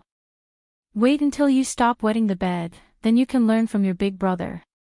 Little Mo Xiao's eyes widened. When did I wet the bed? Before he could finish speaking, he was thrown onto the bed by his tyrannical father and rolled around. Amitba. The little monk nagged, Benefactress, take care of your bandit husband. Arbor, the little monkey on the side, almost laughed out loud. He hopped in front of Arbor and swung her arm. Little big sister, let us go. Kong Kong wants to go out to gain experience, so there won't be any danger if I accompany him. On Seekong Planet, with their strength, they could do whatever they wanted. Of course, there wouldn't be any danger. Arbor just couldn't bear to part with him. We're going to the holy region in a while. Don't you plan to go with us? Kong Kong shook Little Light's head and waved his hand. Meeting is fate, parting is also fate. Benefactress, don't be sad. We'll meet again one day. Arbor wanted to hit him. You can't change your freaking habit of biting words since you were young, right? Benefactress, this young monk won't be by your side, so you have to take care of your body and take care of your bandit husband. Don't go out and stir up trouble, and don't quarrel with your bandit husband over trivial matters. MMPH. Kong Kong glared at Mo Lian, who reached out to cover his mouth. The two of them being so rowdy actually diluted the thoughts of parting quite a bit. Arbor rubbed the little monk's head and said lovingly, You've grown up and should have your own thoughts. Go and walk whatever path you want. You have father and mother to take care of everything. The little monk blinked his eyes before abruptly pouncing forward into Qiao Mu's embrace. Arbor rubbed his bald little head and suddenly remembered that many years ago, she knocked on the door of the ancient temple in the long sparse forest. The door opened, and an old monk stood at the door, dragging the little monk. The little monk was about 4 years old. His little face was pink and white, and his chin was round and bulging. He was very shy when he saw strangers and shrunk behind the old monk's waist. Only his bald little head peeked out to look at her curiously. It had already been many years. A baby eagle would eventually spread its wings and fly. That night, Mou came to find his elder brother and sister-in-law, and the three of them chatted for half the night. Outsiders didn't know what they talked about. They only knew that the next day, the great king's marriage edict went to the Qiao residence and was delivered to second Miss Qiao. Qiao Lin was cursing while holding the marriage edict when Mo Yu suddenly popped his head out of the window and grinned at her. Second Miss Qiao pointed at Mo Yu and was about to speak when the boy suddenly jumped in front of her and smiled at her mischievously. "Let's get to know each other, Second Mississippi. Your future husband, Mo Yu." Qiao Lin couldn't keep a straight face and burst into laughter. She gave him a punch in passing. "If you want to be this lady's husband, you'll have to fight first. You're leaving so soon. You've only been back for 2 days." Empress Xiao grumbled as she pulled her son's hand and looked at him reproachfully. Empress Dowager Meng sat on the side with a trace of reluctance in her eyes. "Mother, grandmother, you don't have to worry. It's very convenient to go to China and Seekong Planet now. We can come back whenever we want." The old great king chuckled. That's right. Yu is getting married in 6 months. At that time, my son and the others will definitely come back." Empress Xiao thought that this was indeed the case, and she felt even happier. Mo Lian smiled and said to Empress Xiao, "Mother, don't worry. We'll come back early for Yu's wedding. We definitely won't miss the auspicious date." Okay. Empress Xiao agreed with a smile. Everyone chatted for a while. That afternoon, Arbor and Mo Lian left the capital. Qiao Lin stayed in the capital to prepare for the wedding. Arbor sent a message to Yu Xiao and the others, asking them to escort Qiao Zhongbang, Wei Ziqin, and the others back and help Xiao Lin prepare. Everyone was about to board Qi Xiao Blue Waves when they saw Arbor staring at a mountain peak not far away. "What is it?" "Look." Jojo raised her hand and pointed at the sky. Ma Shichen exclaimed in surprise, "Oh, it's a spiritual bird. It's rare to see a spiritual beast in the lower star domain." Duan Yu looked in that direction. "It seems like it. Let's go." Arbor's eyes brightened, and she soared into the sky with a whoosh, flying towards that mountain peak. Her speed was extremely fast, and she arrived at the mountain peak in the blink of an eye like a wisp of smoke. They saw a man in his early 50s with a refined appearance, dressed in a plain blue robe, commanding a group of disciples to attack that spiritual bird on the mountain peak.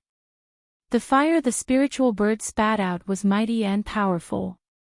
Even with so many people, they were still a bit flustered. Thankfully, that middle-aged man's cultivation was about to break through to the spiritual realm, so the situation was still under control. Arbor's eyes brightened, and she skipped over to greet him. "Good person Valley Master, what a coincidence." Mo Lian and Duan Yu looked at each other in surprise. It was common knowledge that Jojo had a bad memory. It wasn't that she had a bad memory, it was just that she was unwilling to remember the faces of many irrelevant people. So it was indeed not easy for her to remember their faces and even call them by their names. The man called the Good Person Valley Master turned around in bewilderment. When he saw Arbor and the group of people behind her, his eyes involuntarily widened. You are our little junior sister." A pleasantly surprised voice came from behind the Good Person Valley Master. When Dan quickly ran to Arbor's side and exclaimed with a laugh, "It really is your little junior sister. You've returned." "Senior sister when?" Arbor turned and nodded at her. "I've returned." "Who is this?" Ma Shichen asked in bewilderment. "Oh, this is Shisha Valley's Valley Master, whom Jojo met when she participated in the 3 sects and 5 factions competition back then." Duan Yu's gaze also showed a hint of reminiscence. Back then, the 12-year-old Jojo was so fierce. He stood out in the 3 sects and 5 factions competition and stunned everyone. Heavens, we haven't seen little junior sister in 7 to 8 years, right? Everyone was full of smiles as their gazes landed on the little dumpling, who was looking up at them. Little junior sister, this is your son. He was too similar to Prince Mo. His soft and adorable little dumpling face really made one want to pinch it. Shishia Valley's Valley Master, children, did you forget something? Attention! Shishia Valley's Valley Master shouted. When he saw the spiritual bird charging over, it opened its beak and spat out a blaze.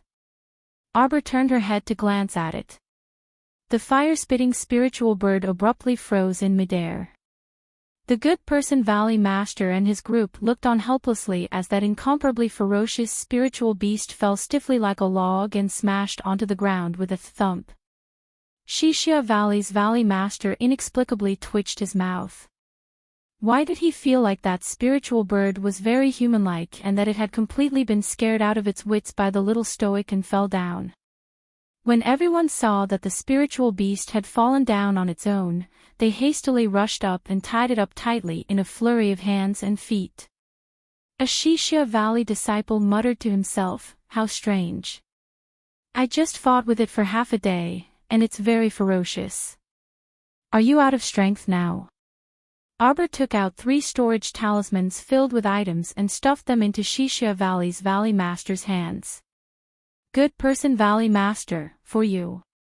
You can activate them with a drop of blood.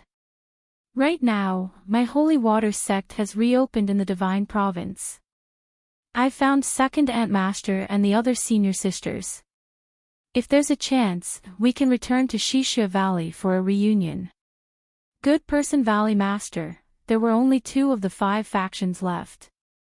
If it was the 3 sects, reunite at Shishia Valley again. Could the 3 sects properly make friends? Could they not bite each other? Good person Valley Master, time is limited today, so let's part here. Let's meet again another day. Luo Jinyang nodded ruefully. After bidding farewell to the little girl and the others, even Valley Master Luo was shocked to the point of dizziness when he opened the 3 storage talismans the little girl gave him. As when Dan watched the figure of the scarlet waves gradually receding into the distance, the image of the little girl standing on Qinghuan's back seemed to appear in his mind again.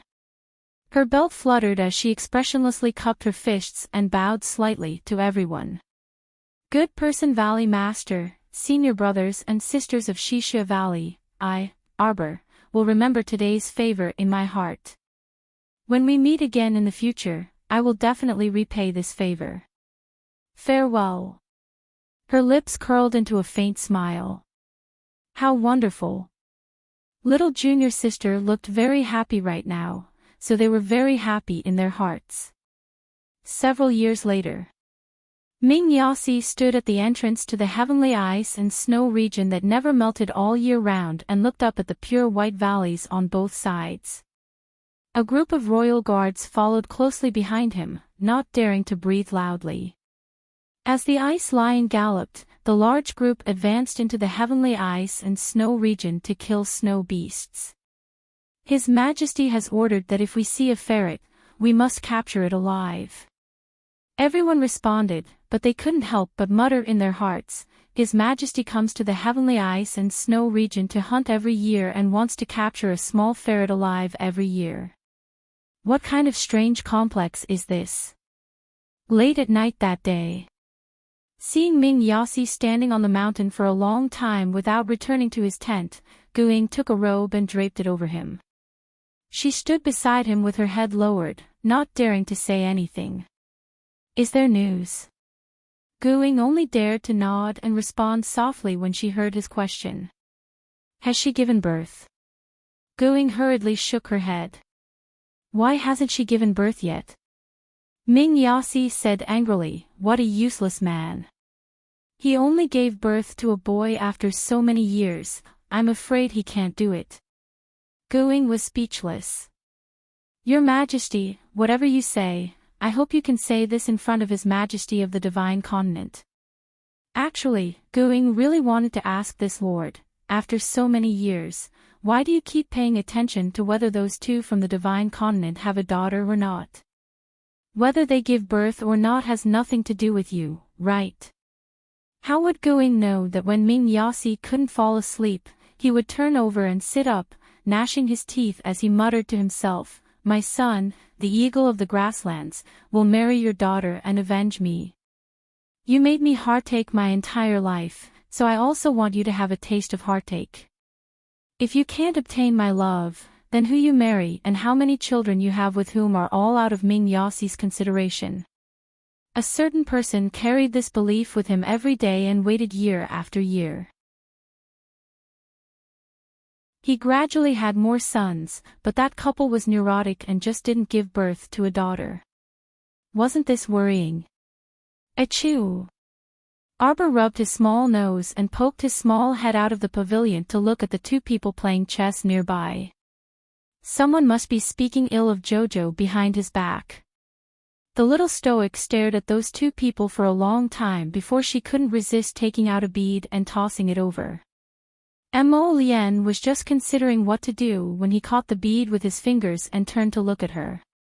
At this time, Duan knew that guy slapped down his other hand with a smack, and his black piece landed on the chessboard. "You cheated." Duan Yu expressionlessly said, "All is fair in war." Seeing that those two were about to start fighting again in a dogfight, Xiao Mu stretched out her hand to yawn in boredom. She waved her hand at the 7 flowers, who were currently fishing in the lake. "Come up after you've caught a few. We can't eat any more than that." Duan Yu picked up the white pieces one by one from the chessboard and threw them into the box. Then, he played with them. "Did you find out? What exactly did that Ming Yasi guy want to know? He kept sending people to them day after day, but who knew what he wanted to find out?" Mo Lien scowled and grumpily said, "To find out if we gave birth to a daughter." Duan Yu was stunned, and his hand that was fiddling with the pieces paused. Him. Could it be that he was a pervert? Mo Lien harumphed. "He gave birth to so many sons and set his sights on my daughter. Bah. Not to mention that he didn't have a daughter right now, even if he did, he definitely wouldn't give her to him." Arbor heard the word daughter when she walked into the pavilion in the middle of the lake. She blinked and asked, "You guys know?" "What do you mean we know?" The two people looked at her in bewilderment. "Oh, so they didn't know." Arbor shook her small head and thought, "I was wondering, I didn't tell anyone that I have a daughter." She was afraid that if she told them too early, they would act like lunatics and restrict her freedom every day. Then wouldn't she be annoyed to death? Forget it, she'd talk about it later. On the other side, Hu Shichen and the rest walked over with Mo Xiao and a basket of fresh seafood. "Let's go, I'll personally cook today and give you guys a sumptuous lake seafood feast." Arbor stood up and waved her small hand. Everyone's mouths twitched, and they quickly followed behind her and called out, "Jojo, I'll do it, don't be busy." Right, I'll do it. Arbor turned a deaf ear to them and strode away as if she was flying. Making food you like and giving it to the person you like to eat, this was simple happiness. "Everyone, Mommy, they're playing rock paper scissors in the back." Before the little dumpling could finish shouting, Hichin covered her mouth. "Rock paper scissors, whoever loses will eat more." Arbor giggled and walked briskly towards the kitchen. The small path behind her meandered, and the crowd chatted merrily. The setting sun hung high in the sky, illuminating a patch of bright and beautiful gold. You're tuning into the LoveLore Library YouTube channel. We're so grateful for your support, and don't forget to subscribe to join us on this incredible journey through captivating stories. Your generosity through donations truly makes a world of difference, as it's the primary source of revenue that allows me to expand and enhance this channel for you. Thank you from the bottom of my heart for being a part of this adventure.